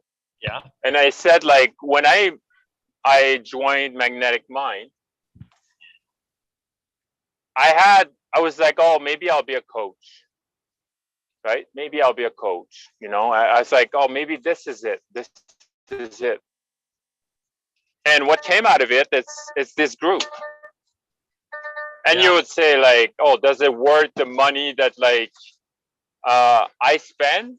Because I said to him, like, out of this program came this group. Yeah. This small group. And then, like, is rational mind is like, well, does it worth like that kind of money to have like his friend? Like, yeah, hell yes. You know? Yeah, exactly. You know, it has no price, Yeah, it's priceless. right? So But how do you explain priceless to somebody who's never experienced it? yeah, You know? that they're always measuring. Yeah. Well, that's kind of a disease too. Hey, before we get off the subject, I just want to mention an insight that I Sure. had a few weeks ago about procrastination. Okay. What the hell is wrong with procrastination? I don't know. That's why I was just like, I don't know. Because Yeah, you know what procrastination is to me. Procrastination is my body telling me that it's not the right time to be doing this. yeah, and then It's my a desire signal. not It's a there. signal about timing. It's a signal about Yeah. timing. yeah, Okay, Yeah, I so would agree with that. we treat it like it's because our whole society is based on the thing of taking quick action, take quick action, take quick action. It's the answer Doing. to everything. Doing. Yeah, And it's like if we take quick action, then these results are guaranteed. You know what I mean? Like all this kind of stuff. And when has that ever been true? yeah, You know, it's not true. it's just not. So I mean, all that goes back to your parents telling you, you know, to clean your room, and you say when, and they say now, and you do it. You know what I mean? yeah. It's all that, and it's like our whole society is based on that, and it's a falsehood, completely. So procrastination is a good thing.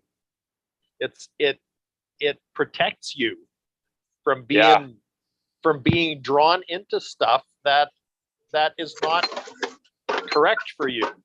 A line, or at a time that's not correct for you. Right.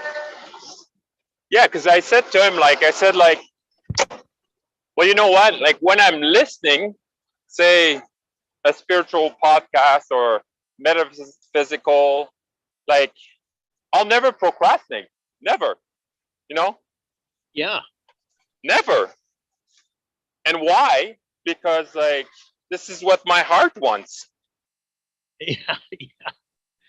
Right? Yeah, exactly. But if you say, well, Pascal, you need to listen to 10 videos or like even one video of cryptocurrency, well, I'm going to procrastinate. Yeah. It's going to take forever before I watch this video, you know? Because that's not where my heart is.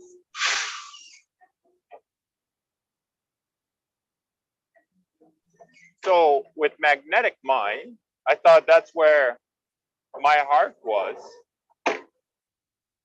And when I took just a few clients and I was just like, I don't know. I just don't like the model still. You know, it's still something. So, and I don't know, like, I think like I've got a block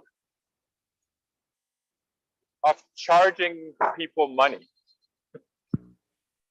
Yeah. You know, because to me,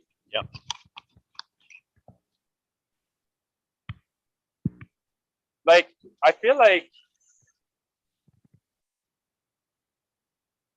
I wouldn't be myself as much as this morning, say, if you were to say, well, we're going to have a session and then like, I'm going to pay you.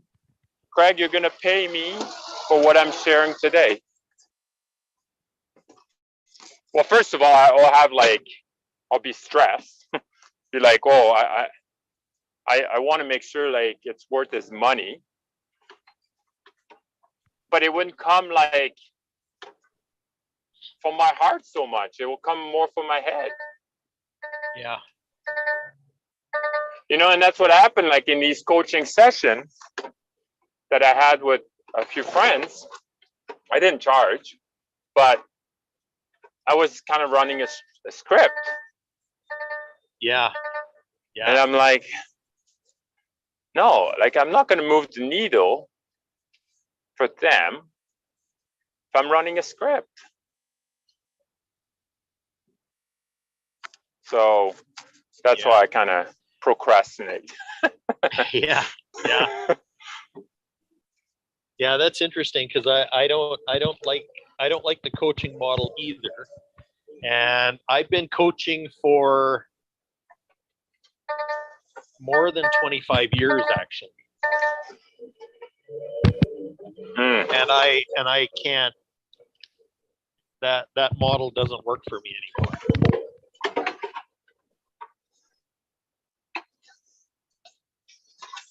What's kind of funny is like most things in my life, I was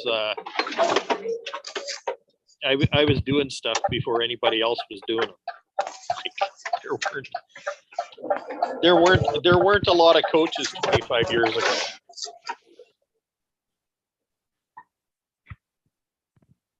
It wasn't even a thing.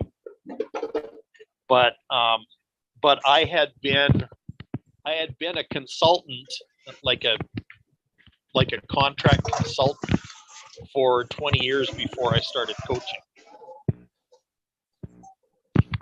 So it wasn't much of a twist. And to me, the only difference between the two is coaching is more of a one-on-one or a small group activity where you have somebody that's kind of it's based on a training model. You have somebody that's kind of training other people. So I'd put together masterminds about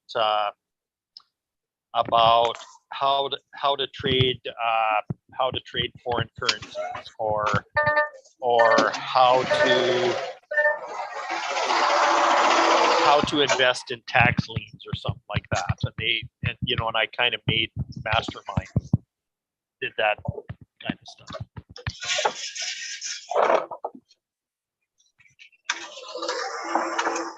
But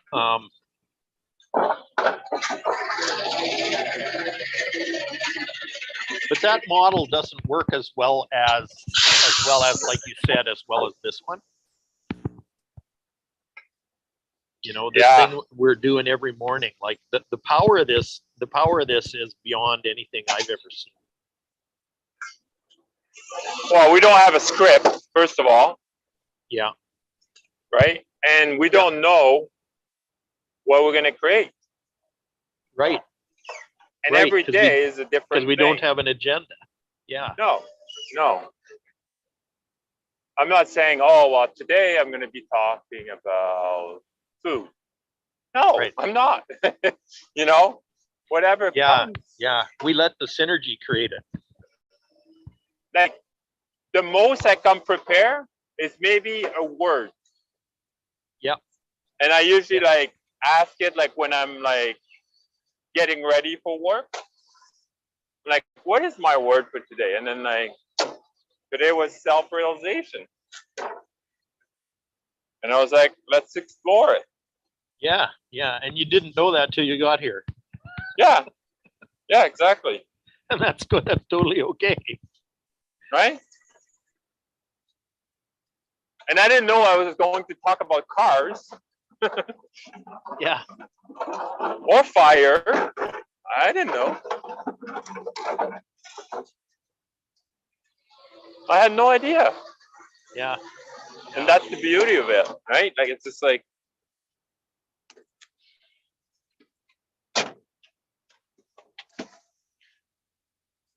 no agenda. Yeah, that's the key word.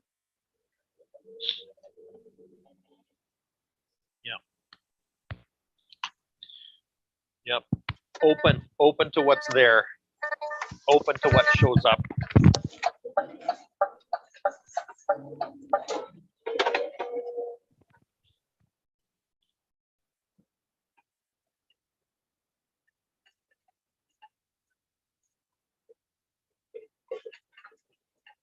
It's really like, yeah, we gotta listen to our body. Listen. You know, how do you feel? Like, do you feel like working out? Is that your desire and intention right now? Or you feel like eating good food or whatever, right? Or go for a walk, right?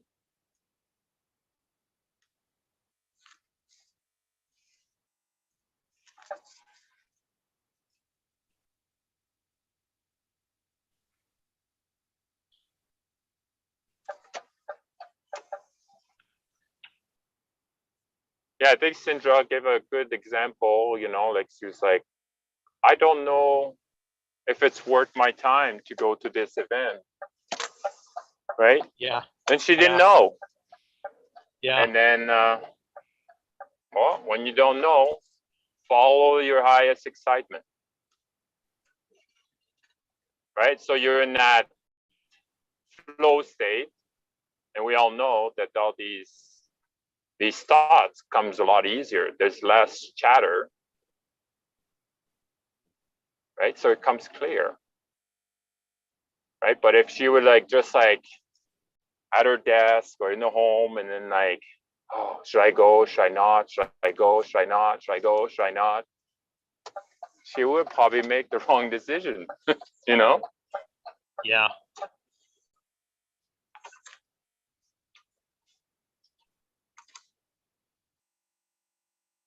Being in the flow.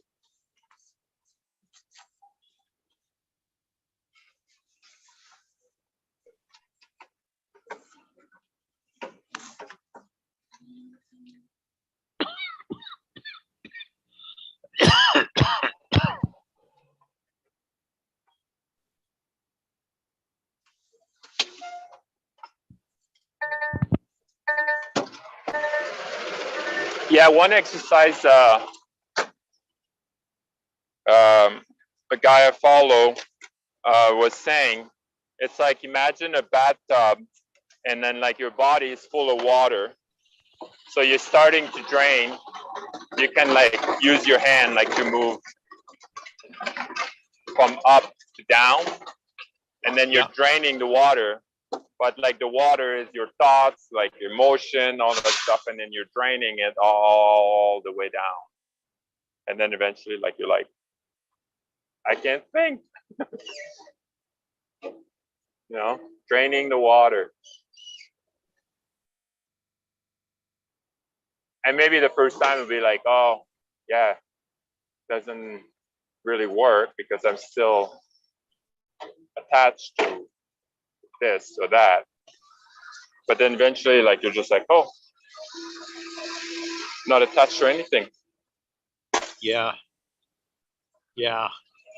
Or you know those waves, like when you go at the beach, right? That takes, you know, the wave comes and it takes back the sand, right? So, Yep. So kind of bringing back your whatever you want to release or you don't want it to take with you.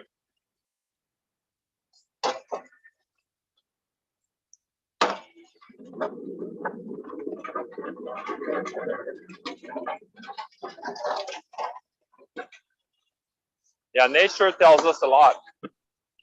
Yeah. Yeah.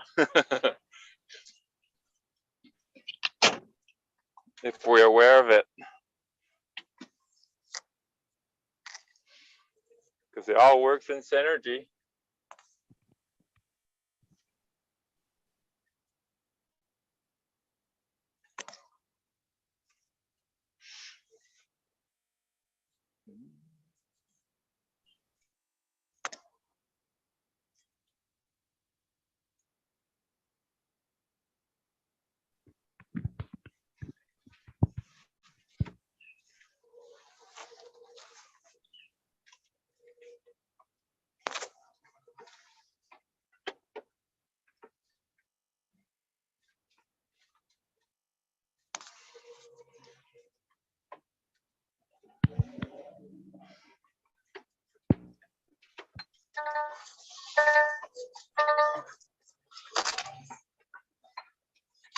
Is the truck pretty annoying?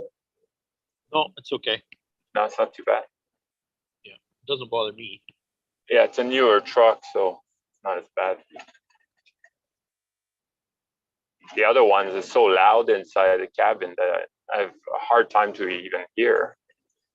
So I can just imagine, like, for you guys, like, to hear that.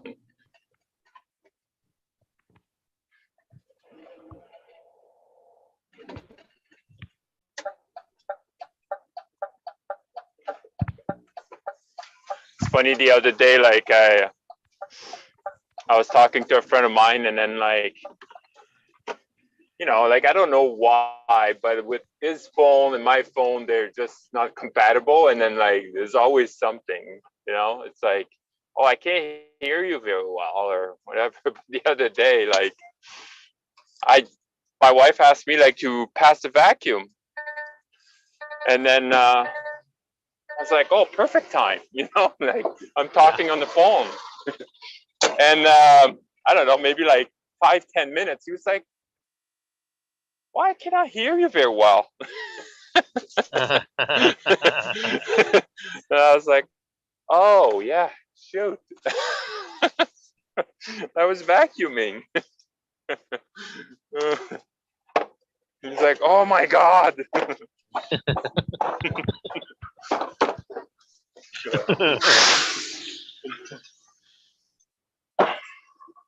You wonder why.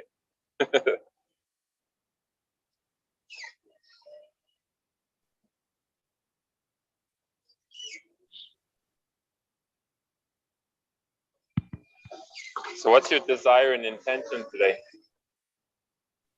Well,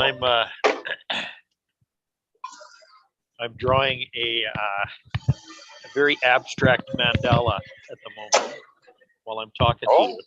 Oh, cool. Yeah.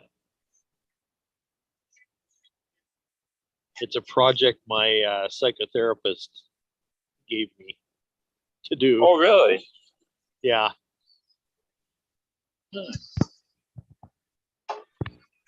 Yeah. In fact, I've done over the last few weeks. I've drawn 1, 2, 3, 4, 5. I'm on my 6th one. Oh, wow. It's awesome. Yeah, it is awesome.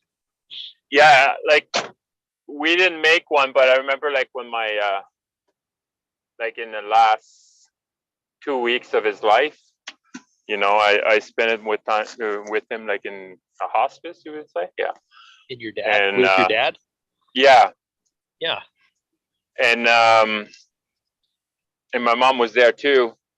And, like, we had this giant mandala, and we all color a section of it all in the same time. And that was really cool, like, just the way, you know, like, which color they will pick for flowers or whatever, right? Yeah. When you looked at it, and then yeah, it's just their expression, right? That's how they see the world. And then we looked at it, and it was so beautiful because everybody were all different, very different. Yeah. But in the same time, it matched, you know, it just matched together. So, that was a really fun activities that we did together. Yeah. And if I'm talking about it right now, it's because it was significant. Yeah. Yeah.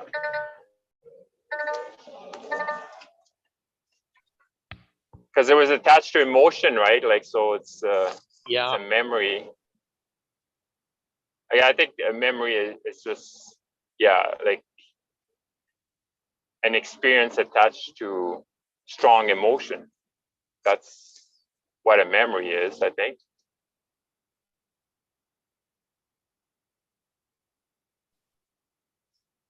Maybe yes and.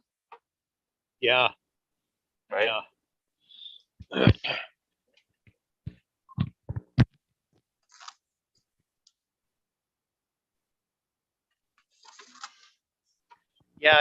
Yeah.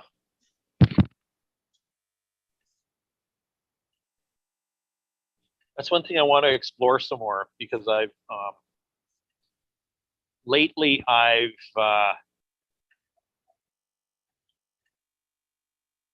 come to understand that there's a difference between what we call memory and energetic memory.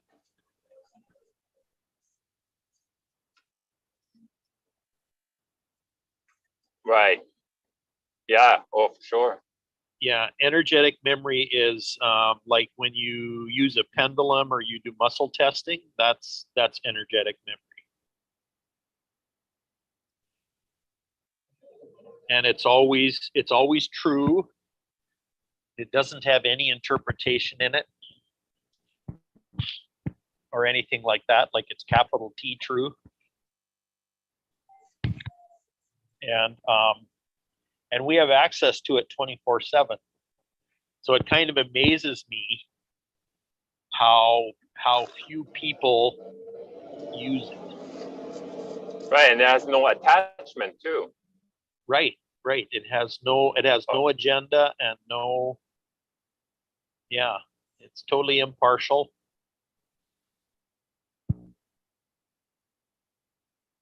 I don't know if you read these books. You read David Hawkins' books? I have, Like yeah. Power versus Force? Yeah, I have the Audible, and I don't like the Audible. I really don't. Just not the information again, it's the voice. I can't, Yeah. But then I listened to Let It Go, and I loved it. Like, I think I listened to it probably like 3 times. So I don't think it's the same guy. I really don't think so. No, I don't know. Probably not. Probably not, because like I wouldn't, So anyways, yeah. So his books talk about that. In fact, he muscle tested all his books. Right. And there's one that rates one book that rates 999 out of 1,000. Oh wow. Because it muscle tested. Yeah, it's quite profound. Anyway. But he muscle tests all his books, and it's like, so that that there's beyond a shadow of a doubt that there's truth in them. Eh? But I'm surprised that there's hardly anybody else out there that writes books using that. Right. So which book like rated that high? I don't know which one it was. I don't remember. So it's one of his books. Yeah. Oh, okay. Wow. Yeah. That's pretty amazing. Yeah. So they had a whole, like, it was a team of people that kind of wrote these books, and then tested them for accuracy.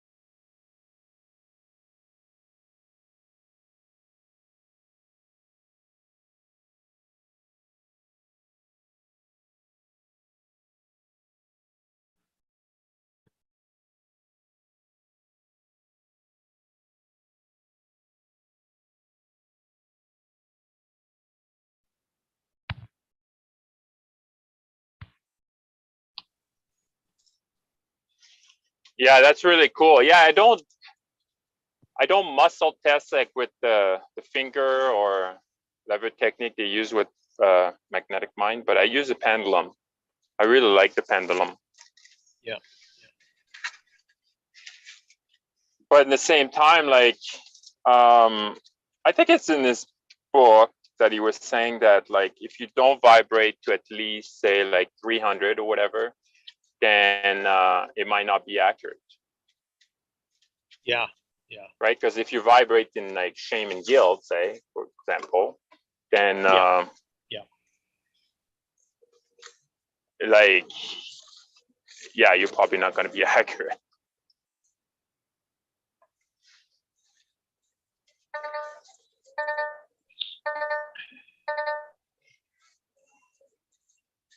Yeah, I think he But- mentions that in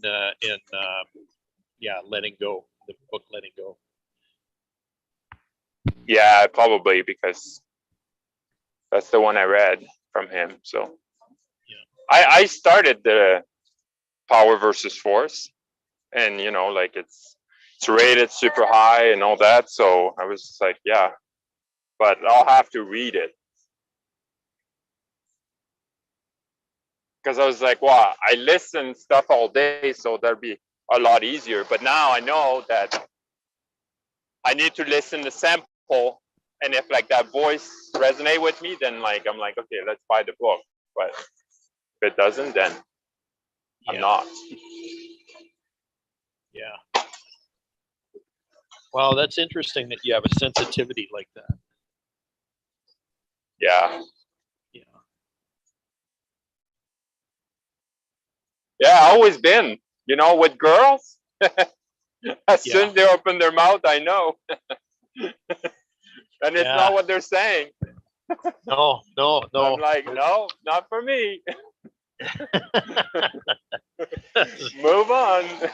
Yeah, that's funny. Because my hearing's really sensitive that way too. Like not specifically like that, but it's. But my hearing, and that's why, like when I'm on sessions like this, I usually I usually don't look at the screen at all. Yeah. Like I just get into loose focus hearing, and I hear things. Like I pick things. I kind of pick things out of the energy. Yeah. You know. Yeah, I see things in picture. You know, because like I think because I never always been like that. It's like I think since I kind of started this job that I listen so much and I don't see a thing. Now, you know, like if I'm on my break, Yeah. I have a hard time to watch something. I get distracted. Distracted from what? By the video. Distracted from what? From like, so if someone talks on the podcast, then I'm looking at their look, you know, sometime, or I'm looking at their hair, or looking at whatever. Yeah.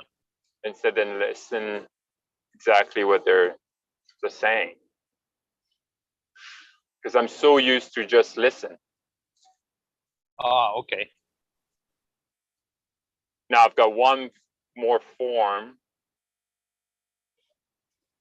right? It's the same thing with the car without wheels,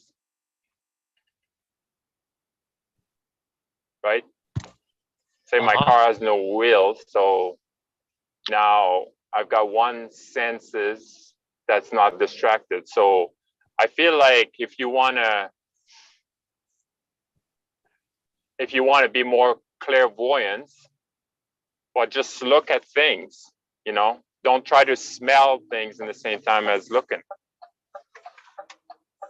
Ah, okay. Right? Yeah, interesting. So if I want to hear my clear audience, then I just hear things. Hear, right? Yeah.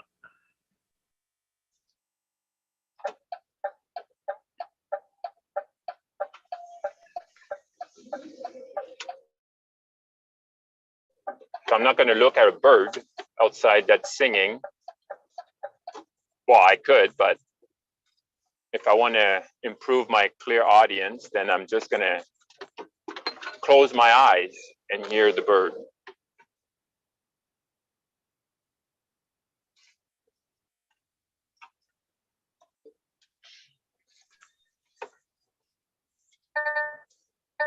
depending on my desire and intention.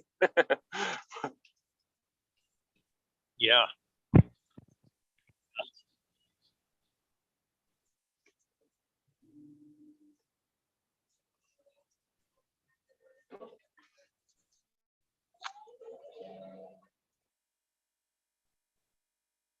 You know, I just you just helped me realize that that I've been doing a lot of zoning out lately, Mm. and that's a really good thing. Yeah. Yeah.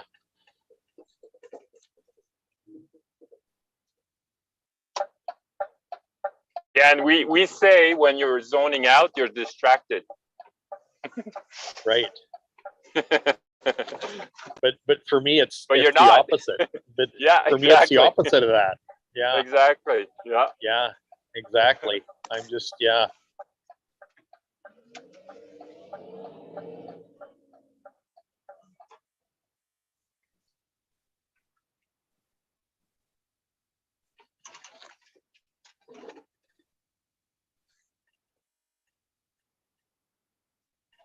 Yeah, this has been a really interesting experience for me today. Yeah. Yeah, me too. Me too. Yeah. Because I'm you know, I'm coloring this mandala, and I'm kind of zoned out. Like it's been really cool, and it's I'm out on the porch in my courtyard here, and and it's windy today, and it's cloudy overcast, which is kind of unusual. Mm. And there's a lot of birds that have been coming around, and They've been sending messages. yeah, well, yeah, exactly. And because I'm zoned out, I'm actually hearing what they have to say. Like it's very interesting.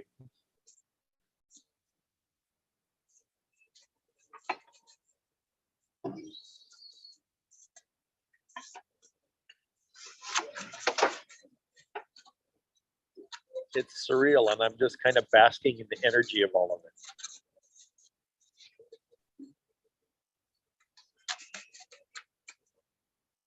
And I've been working away, and like I feel like my best insight is when I'm working. It almost like not like getting forced, but it's just like I don't know. As much as you would think like I'm distracted, well, I would say like I'm not paying attention to what I'm doing, really working. Well, exactly. That's what I was just going to say. It's like you have this mindless job where you can zone out, and Yeah. you don't have to pay attention to what you're doing. Yeah.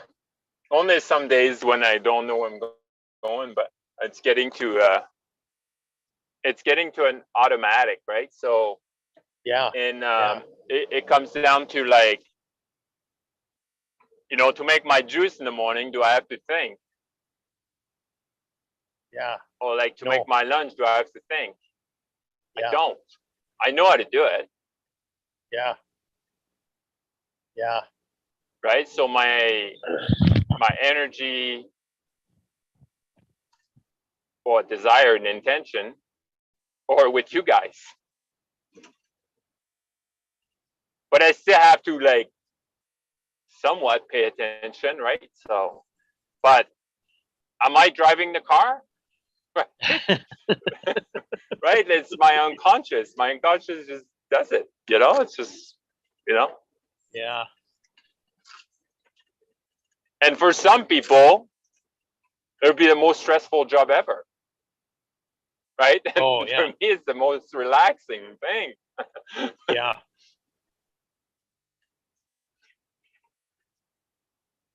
Yeah, all my biggest breakthroughs have come through when I'm doing something mindless. Yeah. You know, when I just kind of let it drift. Well, because you're in the flow, you would say, right? Yeah.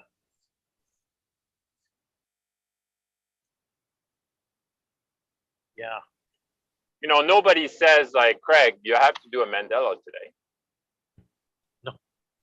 No, right? no, that's kind of funny because I was out walking earlier and I just picked this thing up. I just Yeah. I picked it up Yeah, and I started, I just started working on it because it seemed So like you pick, it seemed like the right thing to do. so yeah, you pick the highest excitement at the moment, right? And when you're done, like I'm sure, like you're not gonna do the Mandela all day long. Nope. You'll pick something else. Yep. Right.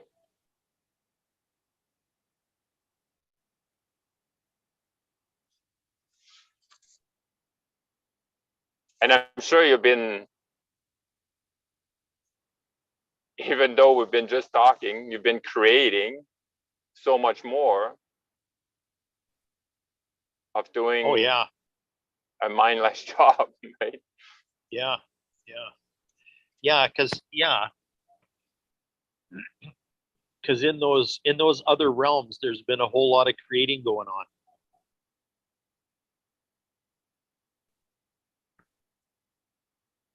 Yeah. Yeah. Yeah. Because I'm just in a flow state right now.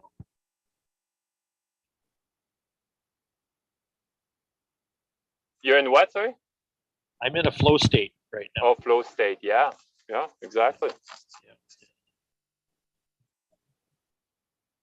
And no thoughts, right? Like it's, Yeah. There aren't any. Yeah. There aren't any thoughts in here. you know, It's like. right. But that's, it's you know, that's the key. That's the key. it's a place that I love to inhabit. Yeah. You know, just swimming in the void. You know.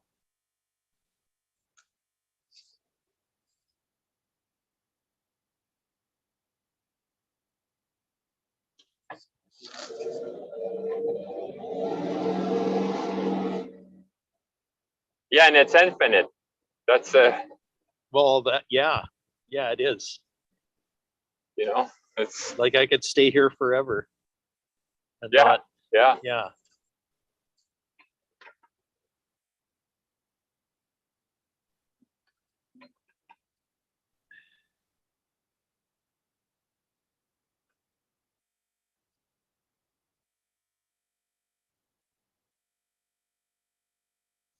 Yeah, in this world, we think like, yeah, we need to do. I mean, we need to have basic needs. Yeah. Right. But other than that, you can just be. Right? Well, I'm learning that when you're kind of in sync with the higher intentions that are out there, you don't even have to think about your basic needs.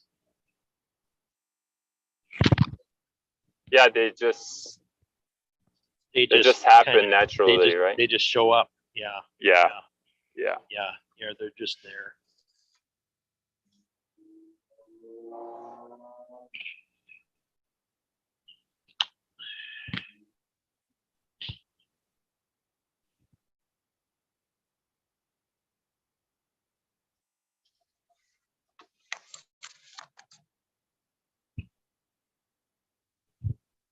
Yeah, this conversation been opening up a lot to me. Yeah. And it's like you said, like I wasn't thinking. Yeah. I wasn't thinking like, oh, should I say this or that? How should I say it? Because it's been my life, right? Always like, oh, so I put, you know, I wanted to say something sometime in a group, and I'm like, oh, is it going to be received very well? What if they don't like it? So I'm putting like the mix energy, right? Yeah. My desire is like, oh, I want to say something, but then like I have all these doubts. So, like it's not completely focused on what I really want to do. Why don't you just say it? Yeah.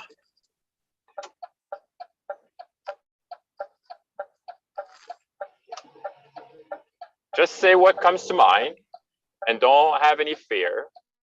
And if it doesn't resonate with them, then like, okay, well, let's explore that now.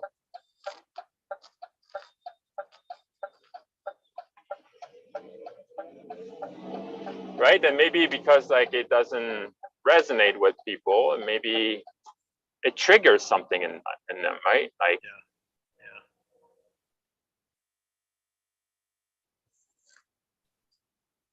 Yeah. Eventually you'll learn to not even question it.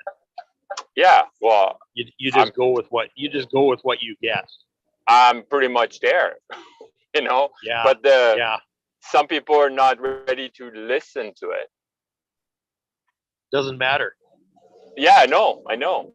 That's And like I still say it, and I get shut down.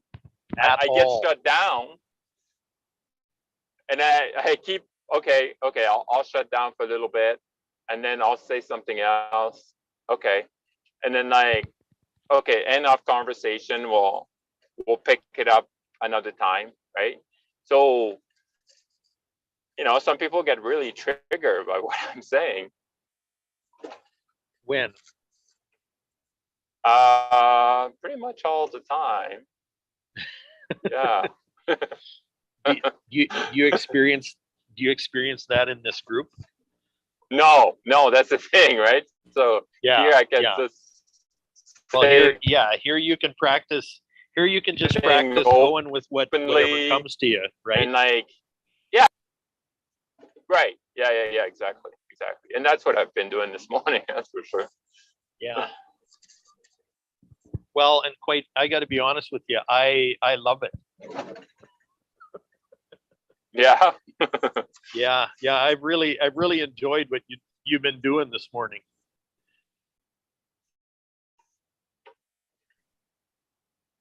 Yeah, what comes to me, right? Yeah. I just let it flow. Yeah, and I said that it's very significant. All of it.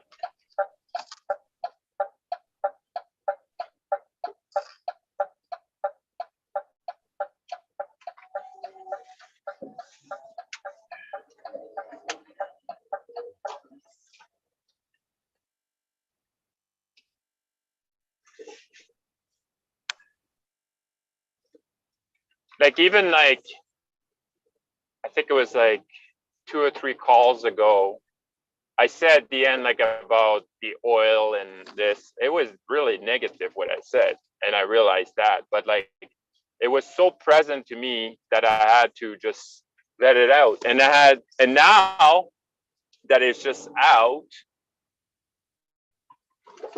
whatever happened. You know what I mean? Like I'm not like putting more energy towards it. I'm like, okay, it had to kind of come out of my chest, and then that's it. It's just, whatever happened, I'm not putting energy towards it, good or bad, right? Yeah. But it's really rare that something really triggered me that hard. Yeah. But I just couldn't sit with it on my own. Yeah.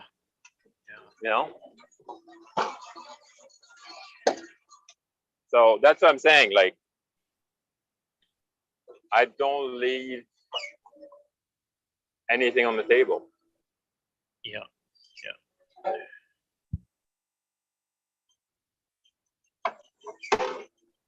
Yeah, and hopefully the people that hears this, that they will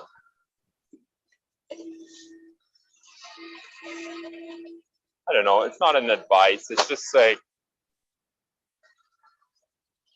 I don't know, if that resonates with you, I guess, then do the same, right? Like,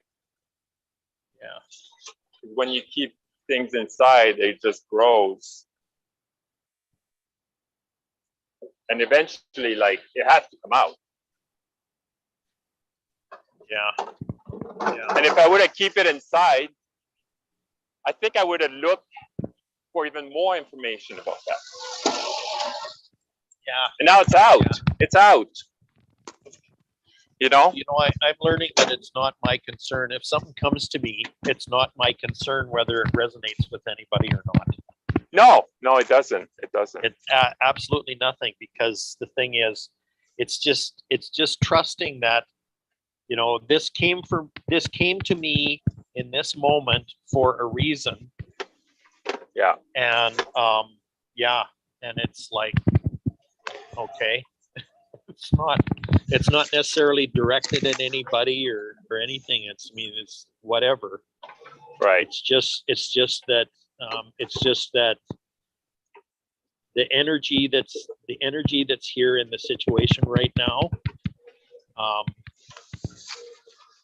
needs to have this inside. It needs to have this put into it, thrown into the pot, Yeah. so to speak. Yeah. I realized that it was off timing because I was on mute and stuff, and then like I wanted to say like when we're talking about control, but I was just like, okay, it's still there, and then I've got the occasion to speak, then I'll just say it, right? Because Yeah. I know what's going on. I was there, but I don't remember exactly what you said, what you're talking about. I don't remember that. Oh, well, that's good. That's good. So yeah, yeah. So it obviously you might have thought it was more significant than it was. I don't know.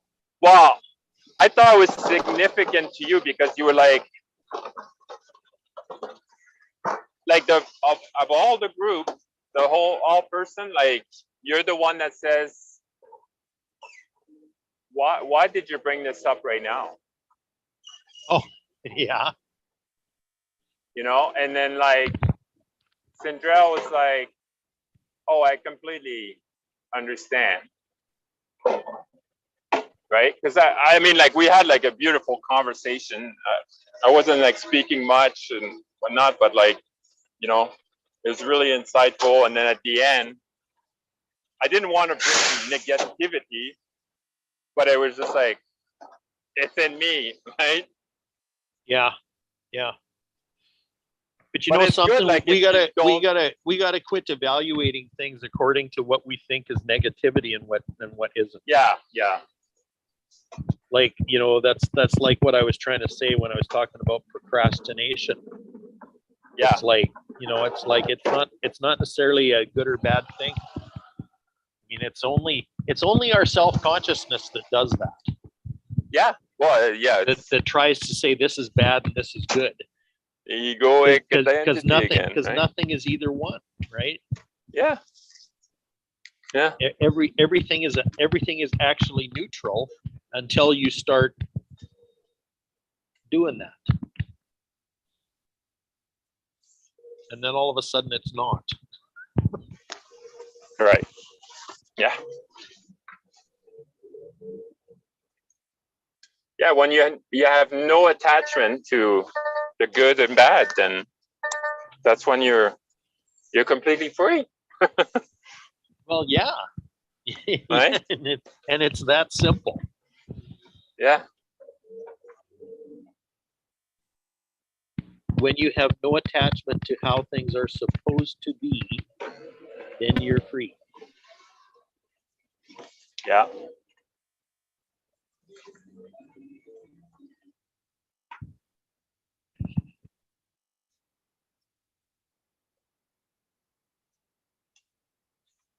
And that triggers my friend about this, right? Because I was like, I have no attachment to the outcome. Yeah. And he was like, well, so I'll give you an example. Like, so like you're working out and you have no outcome of like losing weight. I'm like, no. I just want to like, like whatever feels good to me at the moment, then Yeah, my body, what I'll be my body doing. wants exercise, so that's why I'm here. Yeah. And now is the time Is for my it. outcome is like based on like losing weight or gaining muscle? No. You know? No. But I know like it's gonna be a byproduct of it. Right? Because I'm upgrading my vehicle. Yeah, yeah, Right? yeah. So it's a whole different approach to the activity. Yeah.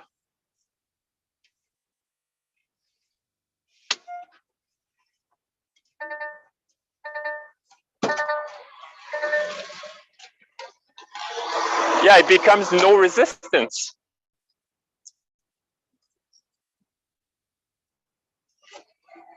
Yeah, No resistance of going to the gym or not.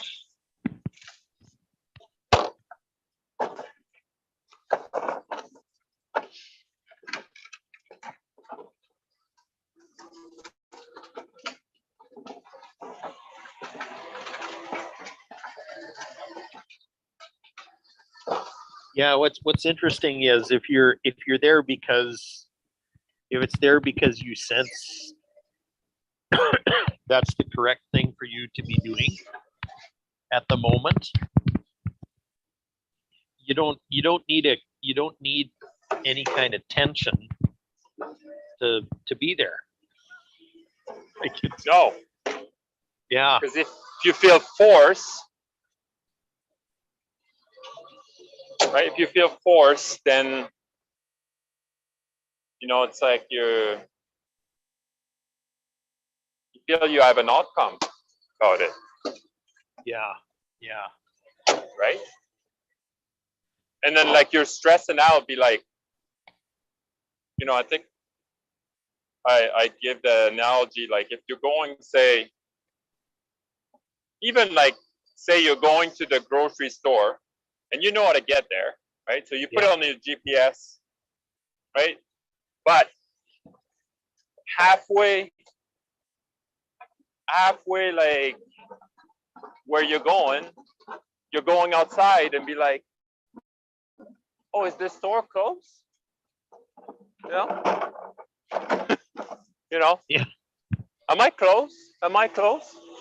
Or should I just keep driving and like get to my destination, you know? So it's getting like mixed signal to a goal, right? Because Yeah. my goal is to get to the destination.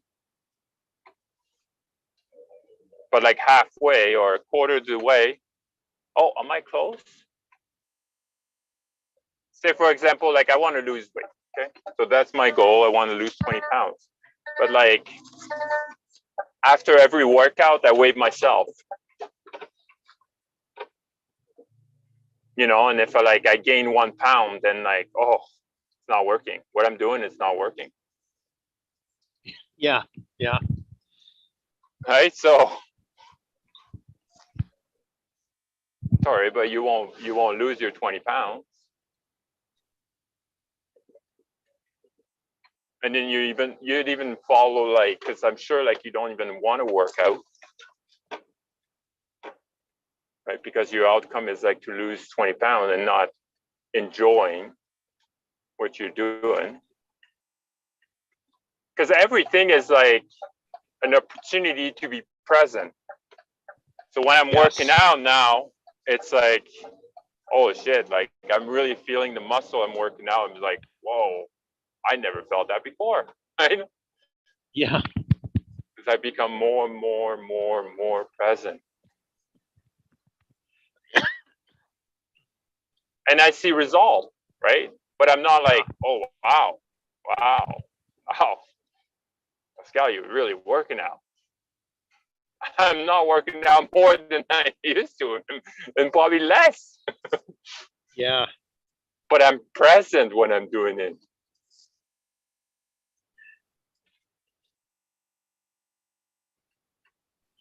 So what's the Yeah. difference when you're present doing it compared to where you're not? Well, like the difference is like I feel exactly what I'm working out. Instead than just like, say for example, I'm doing squats, right? And I'm putting, I don't know, 200 pounds on the bar. Yeah. And like my goal is just to lift like 200 pounds, not contracted the muscle that it needs to work and blah, blah, blah. It's just to lift it. Yeah. I know as the result, I'll get stronger, right? It's a byproduct. Yeah. But if I really squeeze, I might do less reps, but I really like the result would be so much better. And I'll enjoy even more what I'm doing.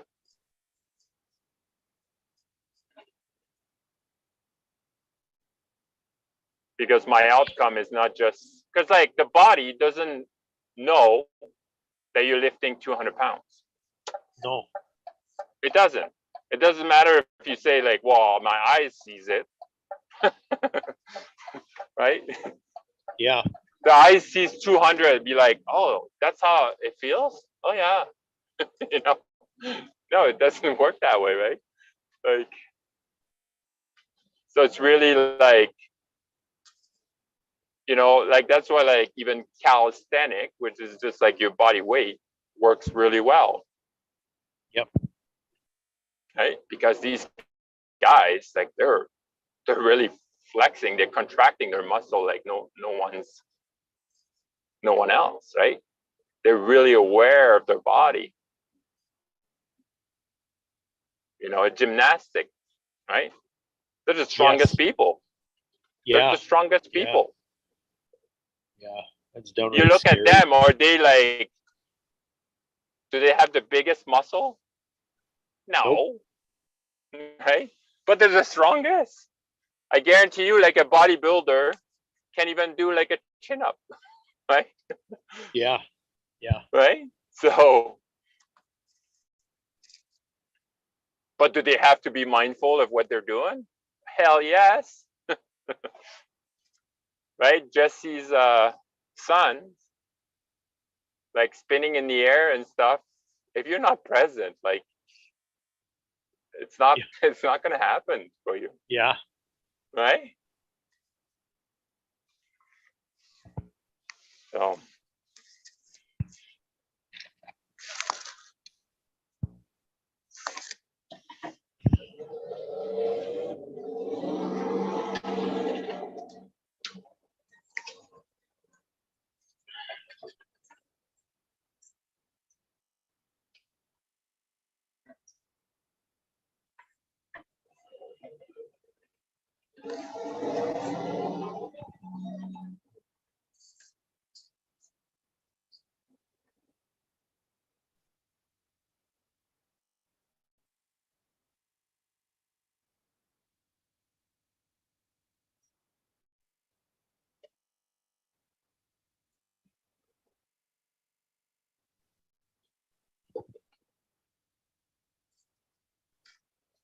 So yeah, my goal, you would say, with working out is instead of lifting 200 pounds, I'll lift 100, but I'll have the same benefit. Yeah. Because I'll be contracting as much as if I'm lifting like 200 pounds. I'll be squeezing. Yeah. Right. So when you're walking, like be mindful of where your glutes are. Like, you know, some people like, you know, I used to bicycle quite a bit, and then like some people like they look like horse. Like their glutes are huge and their legs. Yeah. But it's because like the more you do it, the more mindful everything as like every component of when you're cycling is important, right? You push, you pull, like using your glutes, like you don't try like to use just like your calf muscle when you're pushing pedals, right? It's a smaller muscle. So like you use the glutes, you use like your hamstring, right?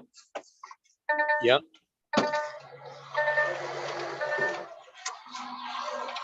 Unless you want to build your calf. Right? Yeah. So.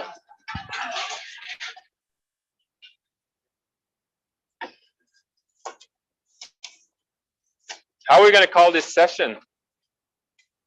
Probably Jesse already called it. Yeah. Yeah. I don't know. Yeah, he was here for the first hour. Yeah. Which is kind of amazing because yeah, he didn't think he was going to be able to attend any of these for the next few days. Right. Oh, that's great.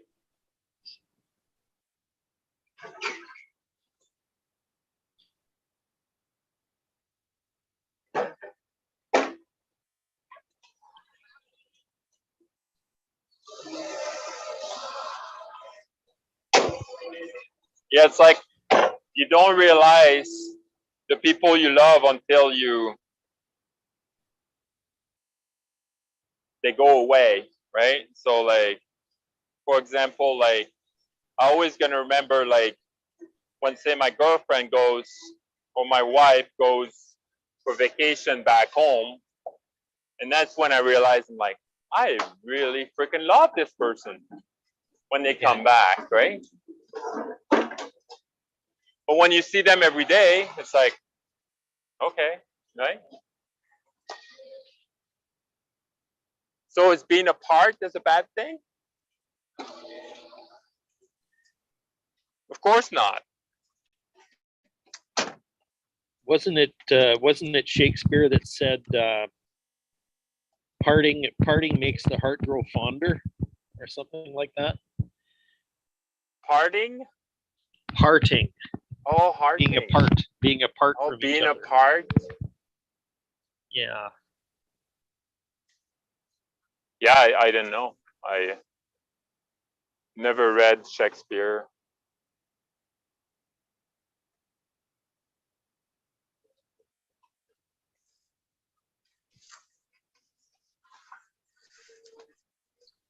Well, that's right too. You probably had all your public schooling in French. Yeah, yeah. Right? Yeah. Yeah. Everything. Yeah. You know, and just a little bit of English, like starting from, I don't know, it was like, we call it secondary, but it's high school, right? Yeah. High school, I don't know which one, but we learn like the same thing every year. And it's all about like remembering things. Yeah. Nothing useful, to be honest. Yeah.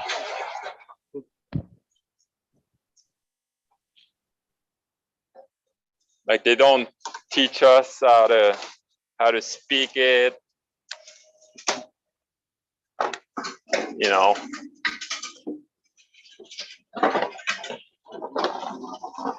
Or You even grew up in like, Quebec City, right? yeah, close, like half an hour just- from Quebec City. Okay. Yeah, there's no English whatsoever there. It's like, well, in Quebec City there is a little bit because there's a lot of tourists. Yeah. But where I'm from, yeah, it's like probably like 3,500 people there. Yeah. All farmers, right? Most of them. A small town. Yeah. Like one little grocery store. Very very unique place. But close enough to the city.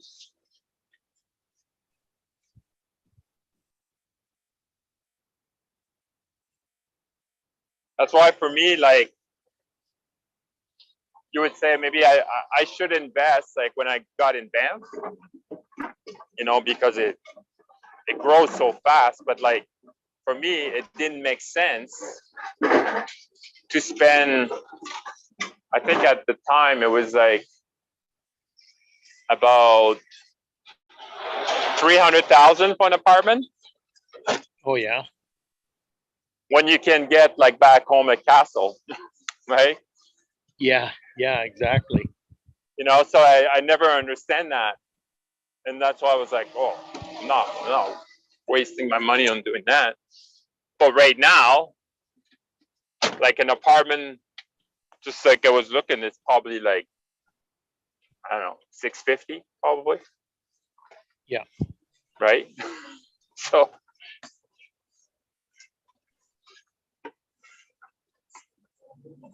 Yeah. But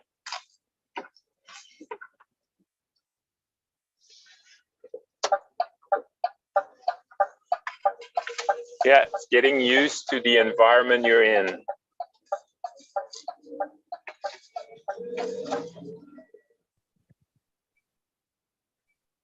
Yeah, and it's all relative too, you know. Yeah.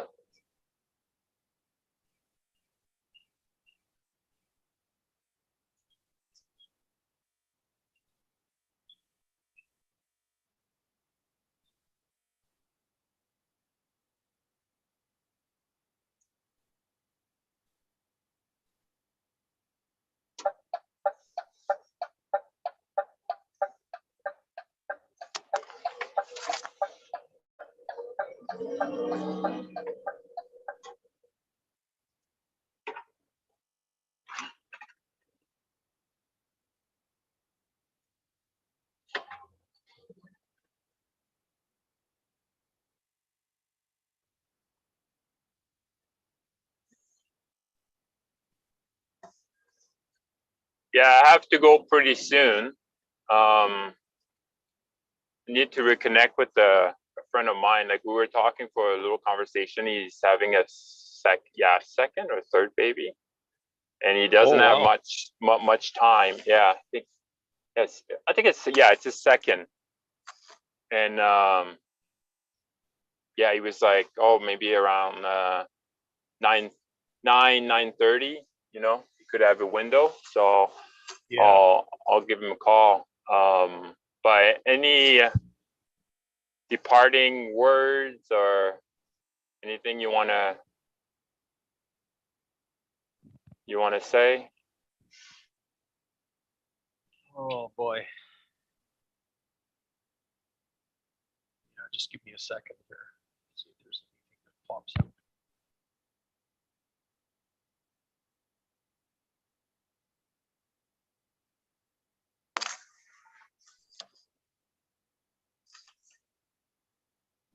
We've explored a lot of really, really good stuff.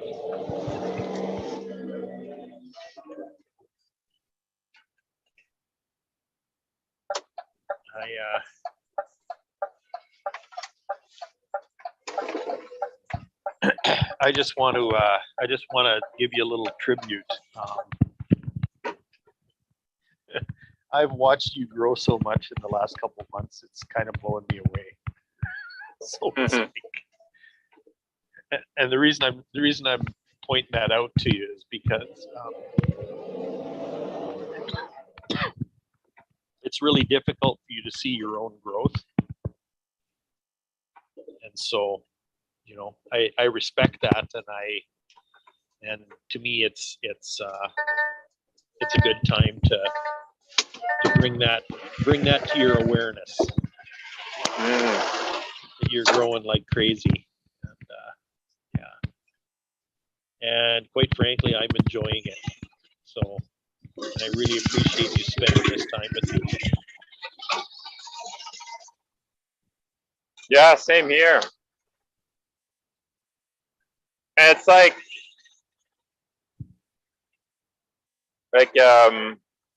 Cinderella was saying about like opening doors that she didn't even know that it exists. Yeah. Right. And it's kind of like that. Like I open doors lately that I had no idea. Yeah. Yeah. But by being open and fearless,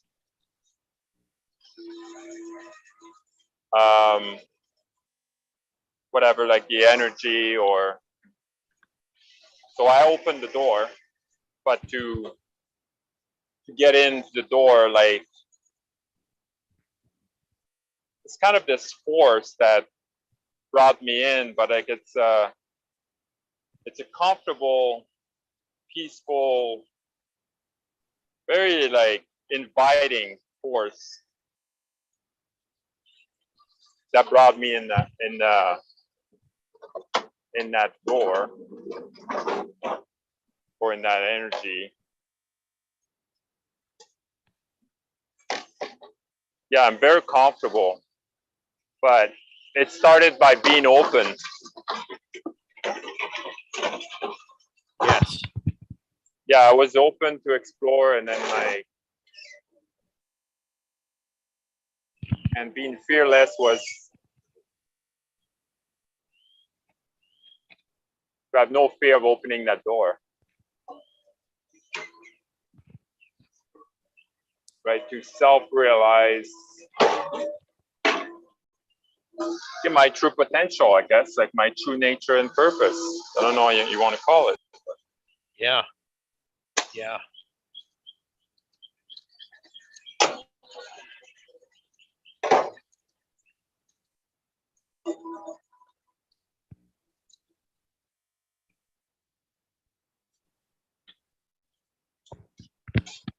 So it's almost like I was in that house. I felt, this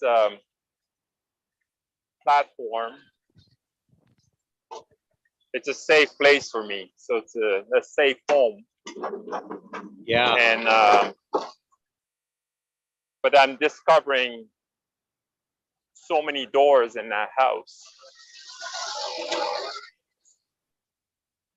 and a lot of doors that I didn't know they were there. Yeah.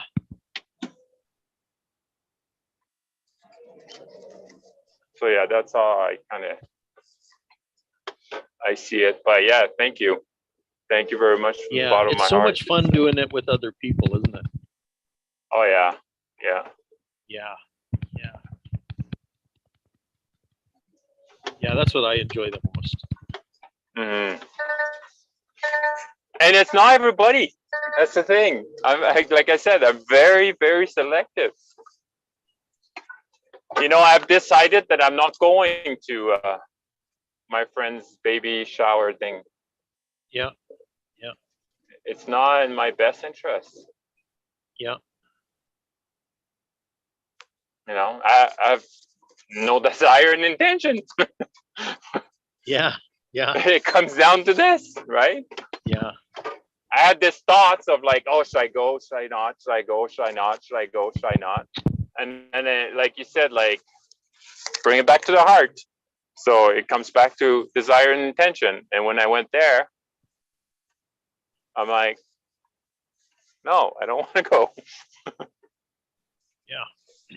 Right? Yeah. Because the only reason you were planning on going was because you were feeling pressured. Yeah. Yeah. It was a force, right? Yeah. Yeah. Because we had so many good times together, and then like we got separate because of this pandemic thing. Oh, it's my wife, so I gotta let you go. Okay. I'm gonna shut her down then. Okay, thanks a lot. Yeah. Hey, big love, You're welcome. Pascal. Thank you so much. Yeah, big love to you too. Okay.